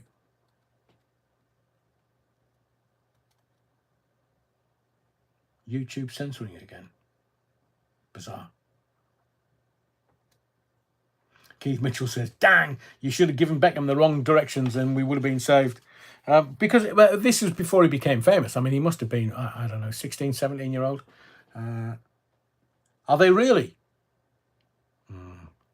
Burlington Bertie, I'll have a look at that. I'm up against it the next couple of days, but at the weekend, before the next live, I'll have a look at the comments and see what's going on. So Hooters are declaring bankruptcy. They've been going for more than 40 years, but the good news is that Nottingham, Newcastle and Liverpool are safe for now. They're possibly going to close 151 restaurants in the US, and so they get all the pretty girls. They dress them up in little shorts and singlet vests with hootahs on the front. And a lot of them, Les, I'm sorry to hear that. I will have to have a look at that. On your behalf, I will have a look and see what they're censoring. So if you write a comment, is it not coming into the comments at all? Or is it just showing as it's coming up, but then it's being censored? Yes, Keith, that hooters. But you know, some people are like, "Oh, Adrian, you go there? Wow, man, you're a bloody misogynist." No, they do fantastic wings, and I mean, first time I had a hooters wing was must have been 1998. Fabulous, but you know, it is 2025. I don't know how they're going to rebrand. I don't know if they have. Brilliant, Jackie Glasgow. That's proper made me laugh. Should have a male version. Call it Danglers. Jackie, man, you're wrong. Stuart says the comments come up but just disappear. How bizarre. Yeah, on your behalf, I will have a look. I'll see what's going on. Andy B, you're wrong. You've missed it all, man. So keep your eyes open. So the Scousers, the Geordies, and I don't know what you would call people from the East Midlands, East Midlanders or Nottingham.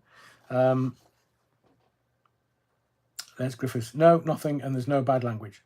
How bizarre. There's Ashton not making it onto the chat. I don't know what that is. There isn't anything in it must be YouTube.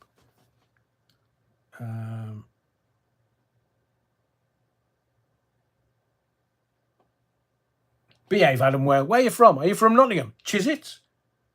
Are you winding me up? This is not another April Fool. Lauren Taylor, a bit weird. No swelling, days from death, with a skimpy top on, jewellery on, in hospital, no gown or dialysis. All right, we'll talk about that. I was going to talk about Hooters, but let's get to Virginia Giuffre, because it's the Epstein story again that still won't go away. And I did say to you back in December for my predictions for 2025 that Jeffrey Epstein was going to make a reappearance in 2025, and people were like, "Really? Oh, here, man, have you been sniffing the barmaid's apron again?" So I've seen the pictures of Virginia Giuffre, and I agree with you. Facial bruising, looks like she's in her own clothes. She's not, and she says there's problems with was it kidneys? Brilliant, Phil. You're wrong.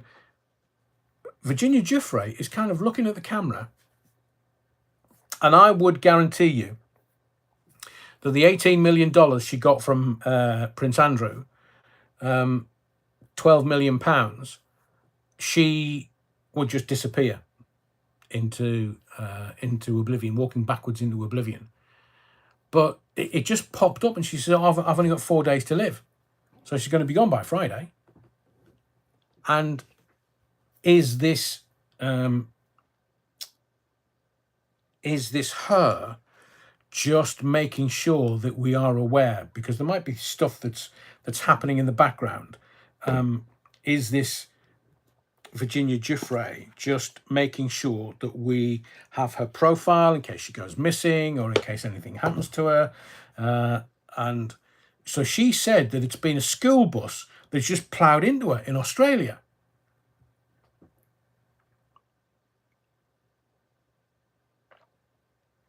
Oh, I needed that.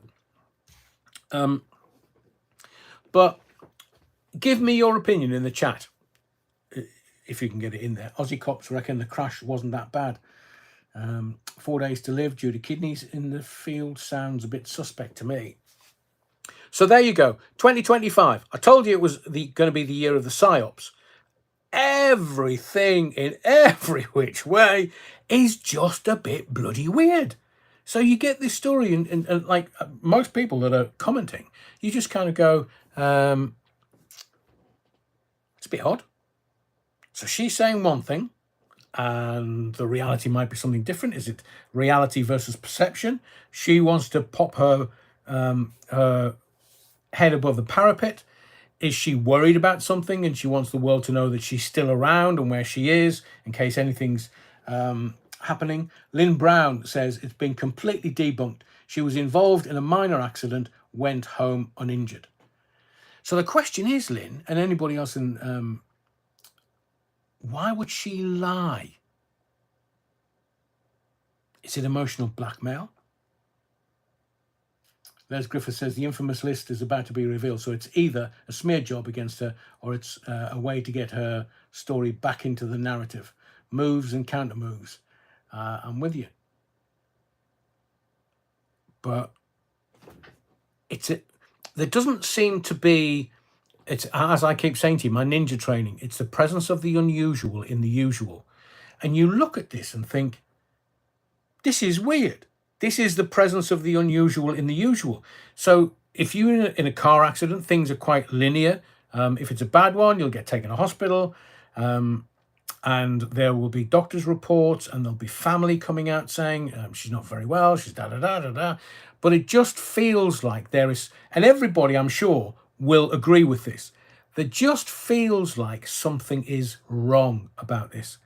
We don't know what it is, so she's going to be dead in 4 days. And people are coming out saying, nah, she's fine. And the medical professionals are like, no, wasn't that bad a crash. The cops have said it. Nikki Watson, wouldn't she be hooked up to machines with only 4 days to live? Yeah. But why? Why can't we get to innocent men don't pay liars off, says Les. Burlington Bertie, her post was out of the ordinary, but the fact that she lied in the post puts clouds over the accusations. Victims don't lie or hide. That's why everybody's looking at it going, why? And this is a bit weird and this is a bit odd. The behavior that's being displayed is odd. So the whole world's sort of taken a step back, if I can use how everybody's commenting this evening. Is there more to this story than is either meeting our eye or she's prepared to reveal at the moment? But I mean, I looked at, I know when the royal family are up to stuff, because Meghan ends up on the front paper of seemingly the most popular newspaper in the country. And it's always Meghan and Ginger Bollocks. They're kind of like either the blast furnace or they are the firewall to stop anything hitting the royal family or splashing back at the royal family. There must be something. And is Giuffre involved in that something? And does it involve, well, it already has involved Prince Andrew, but if the names start coming out, and, well, as I've said to you before, Ginger Bollocks was at Diddy's parties, and according to Ginger Bollocks, so was the Prince of Wales, the current Prince of Wales. So is Giuffre just being used as collateral damage to get everybody's attention away from something? Meghan and Harry, this Centre Barley, furore, is that being used to keep other stories out of the front page? Because look, PR is not about getting something in the media. Sometimes it's about keeping other stories out of the media. So they always use Meghan and Ginger Bollocks. Now, there's no such thing as bad publicity. If she's got a brand and she wants to sell some jam, then fine. But the one thing you don't do is you have somebody heading a charity in Africa, in Lesotho, and Prince Harry and the other prince that were heading up the charity, including Mark Dyer, Harry's Man Friday, who looks a bit like Harry, then the committee have walked away from it, backed off, walked away from it. And then all of the Sussex squad have been trolling this poor woman who's come out and gone, look, I'm telling the truth. This is what's gone on. This is how it is. They're just having a go at her. And me, knowing what I know and how I know it and how things work, it just stinks. Because the minute you've got people who are paid to troll other people and are paid to Christopher Boozy et al. He's disappeared. Wonder where he's gone. And we've had various other things where we know that some people are paid to post things on social media platforms. Well, attacking this woman, the chief exec, she's a doctor, for goodness sake. She's heading up Centre Barley, this charity. Everybody else has disappeared, all the high Hegians, because of harassment and bullying and various other things, and misogynoir, which is the misogyny of attacking a black woman. Disaster Area says, is she after sympathy? Oh, Virginia Giuffre or Megan? It's just the presence of the unusual in the usual. So we kind of know the truth because that's being put out by people within the charity. Everybody else has just ran to the hills as quickly as possible. So there must be an element of some kind of truth in this. That the doctor that heads up the Centre Barley charity has said truths, because they've not defended anything. But it's the trolls, the Sussex squad, that are hitting the charity and staff there. The doctor heading up the charity, they're just trolling her online. It's unacceptable on every level. But as I say, there must be something going on with Charles and Keith Mitchell. Sorry, but I don't follow the Royals much, so have no idea what's going on with them. Just tell them to sell their ivory collection. Vix text, everybody's ducking, including Ginger Bollocks, because he doesn't want to get tarred with any kind of brush, or Cuban Pete, not my king. It's interesting that let me put it this way, and I have no evidence, no data to back this up. It's an instinct, it's a feeling. There's something going on with Charles the Weak. So last week, he's cancelling holidays to Romania, little trip to Romania. He's cancelled a trip to go and see Chief Paedophile in Rome and kiss his ring. And that's stopped, and he was rushed into hospital. Now, it depends which paper you read, newspaper, whether he was rushed or just driven. But I know that we were told nothing about the Queen. The Queen was on her last legs for quite a while. They said, oh, she can't do this because of that, and she can't do this, she's not good at walking. All agreed. I mean, they know that the country doesn't want to go into mourning again.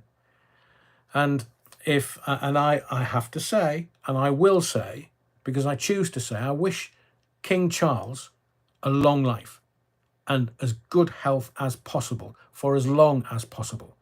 But looking at the newspapers and the way that they reported stuff last week about what was happening with Charles, it just didn't feel right.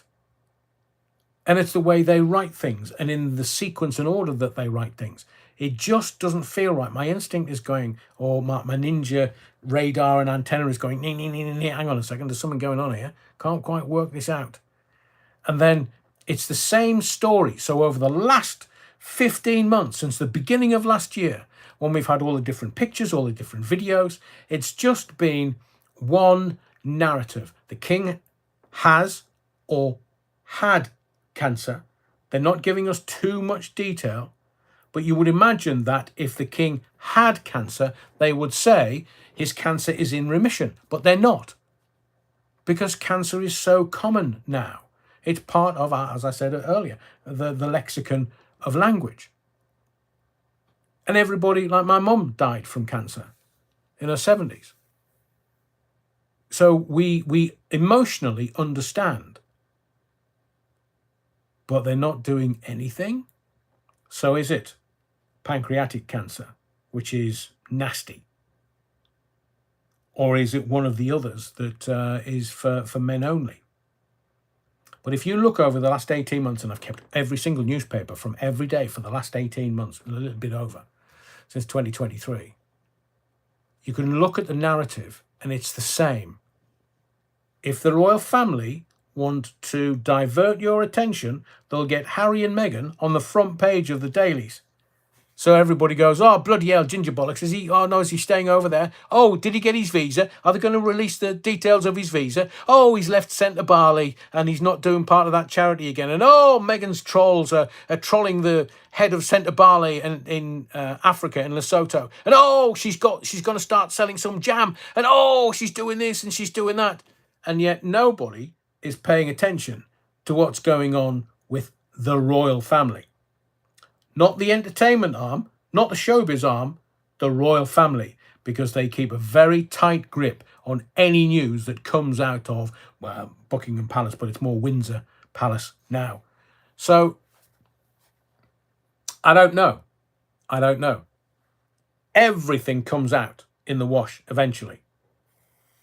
But whenever Meghan or Harry are on the front page or are in the news, I try to look at elsewhere. I'm not interested in those stories. They're just the showbiz arm of the royal family. They just want to brand the Sussex name. They want to sell the royal name. They want to make billions, as the newspapers reported last week. They want to make billions.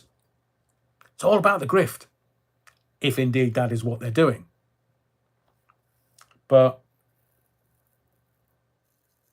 Stuart says there was speculation between prostate and bladder.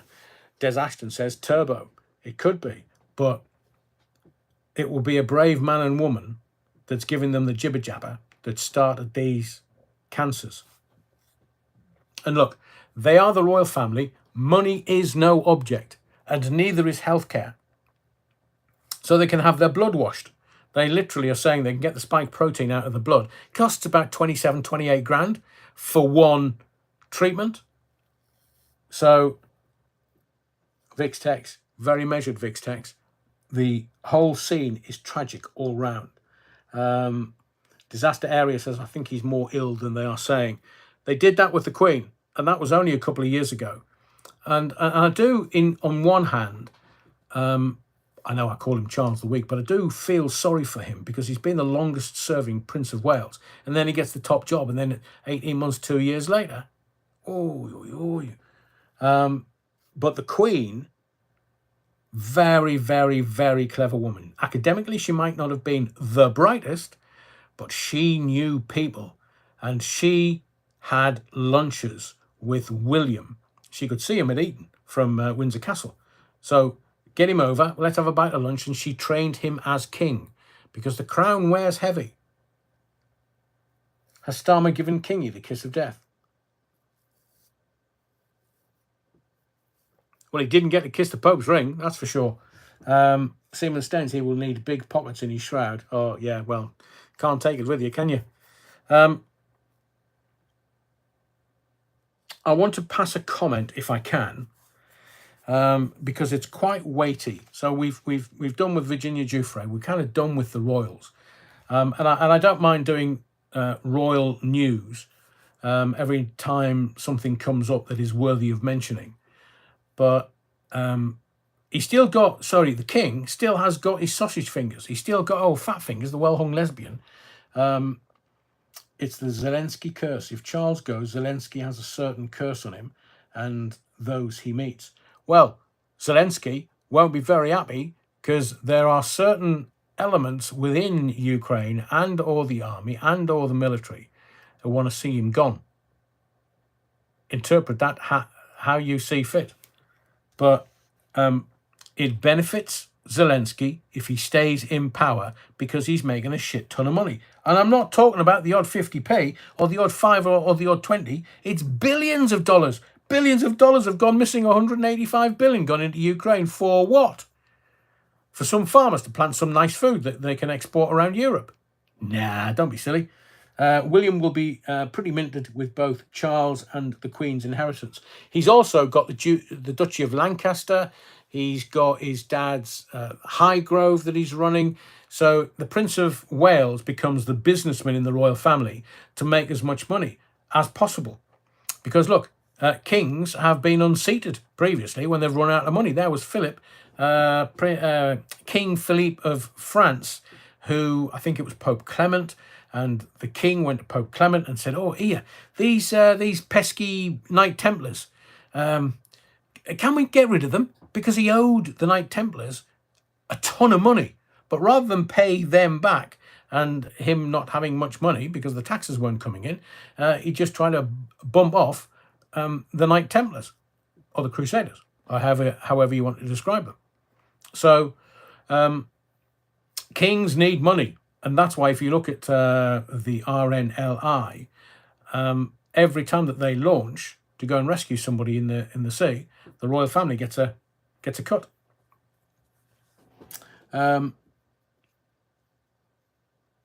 Vix text, Zelensky reminds me of a weasel. Oh, Vix text, don't tempt me, man. I will get my brake pipes cut one day. I'm going to tell you something, but I don't want to give you too much information. So don't point finger at me and call me a wrong un. But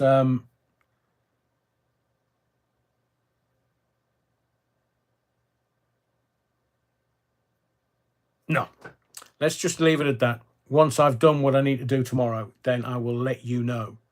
But I do, and I have wanted to do certain things with the channel for the 2 years that it's been up and running, and I'm kind of going to get into that space. I'll let you know. I promise you, I will let you know as soon as I have more news. So I'm going to round off this particular live with a bit of something. Seemingly, people now getting married have wedding not to play list. Now, normally, DJs and or groups and or will kind of say, so when I got married, we had this this band, and they said to us, right, this is our set list. You can choose from this and these songs and that songs. And you know me to be a bit of a muso. I love me anorak and me music. And so we gave them all this list, and they were brilliant. They were wonderful. But we never had a wedding not to play list. Now, it would have been pretty easy. I want no bloody Ed Sheeran, and I want no Swiftie, because I would have stabbed my eyes out. But if you were getting married, hypothetically, I just want you to play along with this. Hypothetically, Nuki Brand. All right, before we get into this, so whenever the lifeboats are launched, because the monarchy owns all of the shore around this island, they get paid. So the lifeboats, when they are launched, have to pay for the privilege of using the foreshore around the whole of this country. I don't know whether it's just when they launch or when they're returned, but the royal family gets dibs if the lifeboats are launched around the foreshore of this country. And I didn't know that until I saw a documentary about the royal wealth. I mean, look, they can have as many swans as they want because the crown owns them. But any lifeboat launching to go and save anybody at sea, that's funny. That is funny, Theo Bovril. Anytime a lifeboat is launched and going to sea to save someone's life, they have to pay the royal family for using the foreshore. And it amounts to millions every year. So there's a lot of, it's kind of drip feeding. It was Channel 4. I don't know whether it's still on their app, but it's only 6 lifeboat stations in Cornwall, not any lifeboat, Duchy of Cornwall. According to the documentary, they own the foreshore around the whole country. But I don't mind being proved wrong. Does that count for border force boats too? A few trips a day going on there? Don't know. Do they charge the dinghy divers? No. Seaman Staines, they give them money. They pay them. Not a problem, Newty Brown. Always a pleasure. So we'll get to the wedding not to play list, because I know you love a bit of muso anaracking stuff. Paulie Galtieri, yeah, the Duchy of Lancaster. Wow, that is why there is a flotilla of dinghies heading our way. Yeah. So wedding not to play list. It's going to be the final subject tonight. So it's what you would, if you just imagine that you're going to get married. What songs would you absolutely, categorically, let's widen it out to party playlist. Which songs would you absolutely not want playing by the DJ at your party? I know that at the wedding we played lots of accessible disco, but I absolutely categorically, I said to Danny the DJ, I said, oh, please don't play any Ed Sheeran, man, because I'll just come and trash your equipment. And not that bloody Swifty, it's shite, man. Terry Wookford, Dutchy Beaches and Salcombe, Sennen Cove, the Lizard Rock, Penlee and St Mary's. No, Paulie, I'm not playing anything by Kitty. Nothing by the Beatles. Oh, sorry, Peter. I mentioned the Beatles, and I will do in a second. All My Exes Live in Texas by George Strait. Ray Norton, anything after 1995.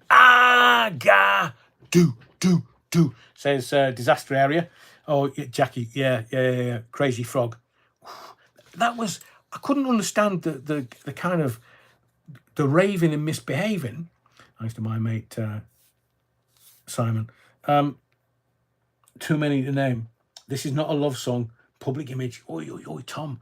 The Funeral March. Bless you, Seaman Staines. Obviously, you go to very happy parties then. Anything by Des O'Connor. So they reckon that the top 3 of the songs that they want played at a wedding are, number 1, ABBA, Dancing Queen. You play that, everybody dances. Bee Gees, Night Fever, seemingly still a good song at a disco. O'Rourke says anything by Queen. Les Griffiths, nothing by Kate Bush, can't stand her caterwauling. I've never seen Kate Bush. And The Killers, Mr. Brightside. So kind of within the top 5, there were the 3 songs that everybody, if you play them, everybody gets up and dances to. So Dancing Queen, ABBA, Bee Gees, Night Fever, and The Killers, Mr. Brightside. Everybody loves the sing-song. But we loved a bit of cheesy disco. Look, I'm of a certain age. I remember the back end of the 70s. Where's that book? Hang on a second. I bought myself a little present. This is me just being an anorak.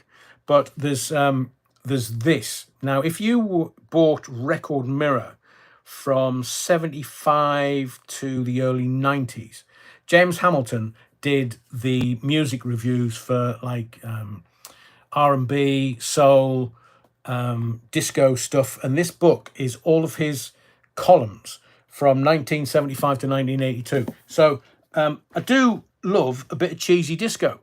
So what we had played at our wedding was Tramps, Disco Inferno, Earth, Wind and Fire, September. What a tune that is. And there was, I mean, so we did our wedding slightly different. So we did it in between courses. So we got in there, we did a bit of dancing, and then we did dancing in between the courses. No, Alan, I wouldn't play Two Little Boys. Vic's Text, the 70s. I just, well, you've got to be of a certain age, I think. Keith Mitchell says Earth, Wind and Fire are amazing. Yeah, September, Boogie Wonderland, Let's Groove. Fantasy is one of my favourite, but yeah, Earth, Wind and Fire, one of the best bands ever. So let's have a look, see what the 2 pop songs are from the 70s, are they not? Dancing Queen, Bee Gees, yeah. Killers, Mr. Brightside, is that noughties or 90s? Alex, 9 Below Zero were 1980s. Mod Band, 11 plus 11 was a hit. They were in the Young Ones episode. Wow. Gary Glitter, he's lost all of his money, seemingly. He's going bankrupt. The wrong one. Kitty, played by DJ Savile. Yes, Ray Norton. I get the inference. Gary Glitter, I was his gang, but now not since. Stuart, who's Kitty? The Clues, the Young Ones. That's all I'm going to say. Gary Glitter made bankrupt. I know it was in the papers over the last few days. Not looking healthy. He must be in his 70s now, mid-70s. Oh, beautiful song in the field. Carly Simon, You're So Vain. Absolute must for a wedding song. Brilliant. Wasn't that about Warren Beatty? She said she was never going to tell us who it was about, but I think it was about Warren Beatty. Keith Mitchell. Phil Collins used the brass section on his hit solo hits from Earth, Wind and Fire. Brilliant. I mean, you just can't go wrong from... and it was Earth, Wind and Fire, Fantasy, that was played on Metro Radio on a Tuesday night. They had a little soul show for like an hour or 90 minutes. And was it Andy Craig that did the show? And it was on a Tuesday night, and I heard this song come out of the radio by Earth, Wind and Fire called Fantasy. And from that moment, A, I wanted to play songs on the radio, and B, Earth, Wind and Fire were just, I mean, amazing. And I've seen them live, which was definitely a massive tick through off my bucket list. Paul Gadd, Gary Glitter is 80 now. Does your chewing gum lose its flavour on the bedpost overnight, Tom Harney's? Who sang that? Was it Lonnie Donegan?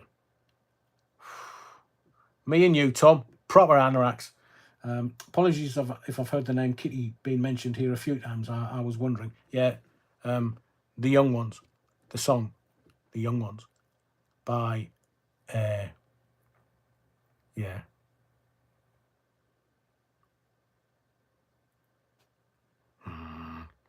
Backed into a corner.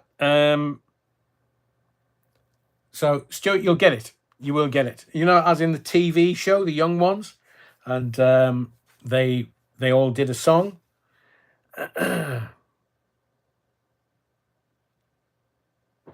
Alan, I know who it is. I have to be careful. Fluffy Pup by the Mac Lads. Nice, Andy Spittle. Solomon King, She Wears My Ring. I bet she does, especially when she's drunk. Steve, yeah, absolutely, Steve Barnes. Tom Harney's, yeah, Disaster Area. Adrian, you need to do a music stream. Do you think? Should we do a music quiz soon? Because I was thinking, because you know, it's St. George's Day coming up in a couple of weeks. I mean, Easter's only a fortnight away on the 18th. So maybe we do a music quiz or something, or a music general knowledge quiz, because I know you enjoyed the last one we did. Adrian Edmondson, it's not in PDM. So let's have a bit of fun. She's Not There by the UK Subs. Wasn't that by She's Not There by the Zombies? And didn't... Les, stop it, you're wronging, man. Honestly, you're going to get me into trouble. It's funny, though. Is it the 20th, Vix text? St. George's Day is on the 23rd. Santana, She's Not There. That's the one I was thinking of, Keith. Yeah, you're tuning in. Paul Morton, brilliant. Yes, used to cover it in my old band. 23rd. So, now let's do NASA. All right, Les. I'm going to have a look at some of the stuff that we've done recently, because I'm talking to loads of people to try and get them on the channel. I'm not going to name them because I just don't want to say something and then, like I had someone from the House of Lords coming on the channel, and just because of the way the news went, they said can't do it at the moment, but maybe we'll do it in the new year. So I am talking to people to come on the channel, and maybe I'll invite a few YouTubers on just to do a live together. But yeah, we're definitely going to do NASA again in the field. Heaven knows I'm miserable now. Santana, Oi Como Va, English Bottle Cap. That's a great song. Keith Mitchell, can you play music clips? No. Simply because there's copyright. If you, well, technically, I think you can play up to 10 seconds of anything for fair use. So I will have a look at it, and if I can get away with playing kind of 10 seconds of something like a clip, a bit like, can you remember Bits and Pieces that Radio 1 used to do? we could do bits and pieces. We can do anything, but let's do it on a. I want to keep doing deeper dives into the breathtaking stuff that's coming out at the moment. So maybe on a special. I think the 23rd is it a Tuesday or a Wednesday? I'm not sure because I haven't got my diary to hand. But yes, I will. We will do something because I know that you love a bit of Anaraki music stuff. The Banging Man, Tom Harney's from Slade, Clash. Yeah, definitely okay. Pete E. Ham, Dave Clark 5. Oh, what was that? Dave Clark 5. Kind of like the Hollies, and it was the Manchester sound. If we have politicians on, then we must be respectful to them. How do we incite the Hope Overall? They're coming on here. They're getting the questions. Divinals, great song in the field. Ultimate wedding night song. It was going to It was going to shoot the movie. Keith Mitchell. Oh yeah, I forgot about copyright. Do you remember Name That Tune with Tom O'Connor? Yeah, somebody should come. Should do it. Me. Again, because it was me and my radio mates every now and again. And there's a dear friend of mine that's just got in contact with me again, and we normally would go over to his house. Everybody crack open a bottle of whiskey, and we wouldn't stop the music quiz until the bottle of whiskey was emptied. I mean, that was youth for you. Couldn't do it now, not at my age. Get Starmer on. We'll get the popcorn ready for that. Oh, can you imagine, Stuart? So, Prime Minister, tell me about Southport. I hear Mike Reed is looking for work, Rev. Is he? I thought he was on which radio station? Was it Boom Radio or was it one of the gold radio stations? Soul Rebel. You hum it, we'll guess it, Aid. Oh, you can do that with Google. You can hum something to Google, and Google will go, oh yeah, you're wrong. I remember that. YouTube will do copyright checks, and you might have to share monetization with the likes of Warner and Sony. It happened to me. Thanks for the steer, Lionel Leighton Unrehearsed. I think you're allowed up to 10 seconds for fair use. So 10 seconds is still quite a while. If I kept it down to 9 seconds, Savil's top 10 teams, you're wrong. Ray Norton. Mike Reed is doing old time TV channel, Channel 82. It's fab. Oh, brilliant. I'll check that out. Vix text, the internet is the new radio. So let me have a look at it. I know we did a general knowledge quiz a little while ago, and a lot of people enjoyed it. So we'll just do it every now and again, just to keep things fresh and lively. And Professor of Rock, he's a good YouTuber. Yeah, Garen, definitely watch him, and have done quite a bit. There's Rick Beato, who has a great channel. He gets some of the stars on. He had Sting on, and I think he had Paul McCartney on. But there's all...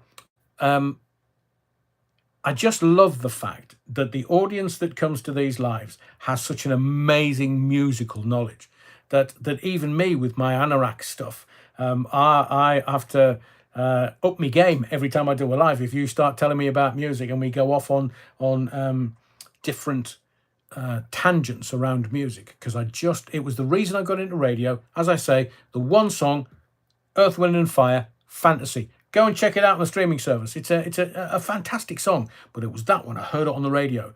And I went into the youth club the next night on the Wednesday saying, "Here, have you heard this song? It's called Fantasy by, you heard Earth, Wind and Fire?" By this time, they'd had a few albums out, but I was what was it, 77? So I was only a kid.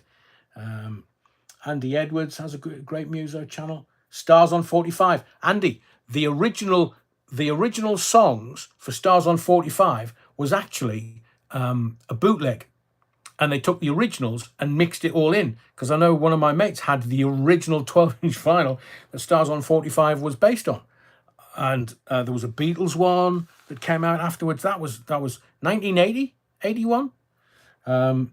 Professor of Rock is 100. English Bottle Cap, I agree. Stuart, you're very kind. The musical your music knowledge is my film knowledge. Ooh, well, maybe we start to do some quizzes at like the beginning of the month, because it's, some people find politics a bit dry. And what I try to do with every live that I do is just give you insights into stuff that might be coming up. So, you know, the Ben Gurion Canal and the oil and gas under the East Mediterranean and the Gaza Strip. You know, I made you aware of stuff that was going on with Putin in the Black Sea and the Caspian Sea and all this stuff. I love bringing stuff to you. Les Griffiths.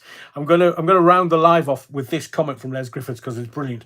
UK music died when the Rubettes packed in. Was that Sugar Baby Love by the Rubettes or Tiger Feet? There's another great song. Do like a bit of reggae and ska. Oh, Soul Rebel. I love ska. I'm not too sure about reggae. I do like some of it, Peter Tosh and the like, but ska, I just wish that would come back because it's fantastic and it crosses all of the boundaries that we're told we're not allowed to talk about or mention. There's no thing about skin tone with ska. Two-tone, that's where it came from. So, you know, the kids that were bringing the stuff out of Coventry and out of the Midlands and then out of London, now is the time for action. Who sang that? I know we've talked about this before. Thought Tiger Feet was Mark Bolan. No, Rhea, it's Tiger Feet was Mud. Mark Bolan was, I think 20th Century Boy was a good one by Mark Bolan. He didn't sing the vocal on the record, did he not? Paul Da Vinci, he could hit the high notes. Stopped listening to music when I found out Milli Vanilli Mind. Oh, Ray, I've just discovered the dialers. They're excellent. What kind of music they play, Jackie? Sir Lord Comic Shah. Right, okay. Sweet, yeah. They made some fantastic. Secret Affair. Soul Rebel, was it not Secret Affair? Time for Action. The Jewelers. We'll have to Hug a Tree by T-Rex. Hot Love, baby. Right, you're wrong. You know, I would sit here all night talking to you about bloody music. You know I would. Susie Quattro. If You Can't Give Me Love. Wasn't that with Smokey? Sweet did my favourite song by The Sweet, as well as all the, you know, Ballroom Blitz and all that kind of stuff. They did a song called Love Is Like Oxygen. And Brian Connolly, bless him, drank himself to death, didn't he? What a great song that is. Sweet. Love Is Like Oxygen. Terry Wookford, that is wrong. You're wrong. And I'm still going to say it though. Tie a purple mini round an old oak tree. Wasn't that Mark Bolan? It was. And I've been to the tree in London. I used to drive past it on my way into work when I was working in PR. Stuart says, keep him talking about music. She could handle a bass, could Susie? I know. I can't. No, I can't. Seaman Staines, Barbie never got pregnant. Not by me, you're wrong. Oh, is that Trevor Colt? Big lad. I'll pop everybody's cherry. You've actually come on here when we're talking about music, and I'm just about to wind the live up. But Trevor, I'd love to talk to you. Can't tell you about what, but I'd love to talk to you because I enjoy your channel and I enjoy your work. It's fantastic. So thank you for being on the live tonight. It's well, there's a turn up for the books. Trevor, thank you very much for that. It's made me night. There's a few people, other YouTubers that have been on tonight. So thank you to everyone for your likes. Smash the likes on your way out, you're wrong. Clean your feet on the way in. Smash the likes on the way out. Right now, hang on. Turn up for the books. What time is it? I can't do it tonight, Trevor, but you have an open invite. We do a live every Sunday and a Wednesday. So can't do it tonight. It would have to be Sunday at the earliest. But let me contact you away from this, and then we'll have a natter because I've got some interesting stuff to talk to you about. But thank you for kind of saying hello tonight. So thank you everyone for your likes, your subscriptions. But as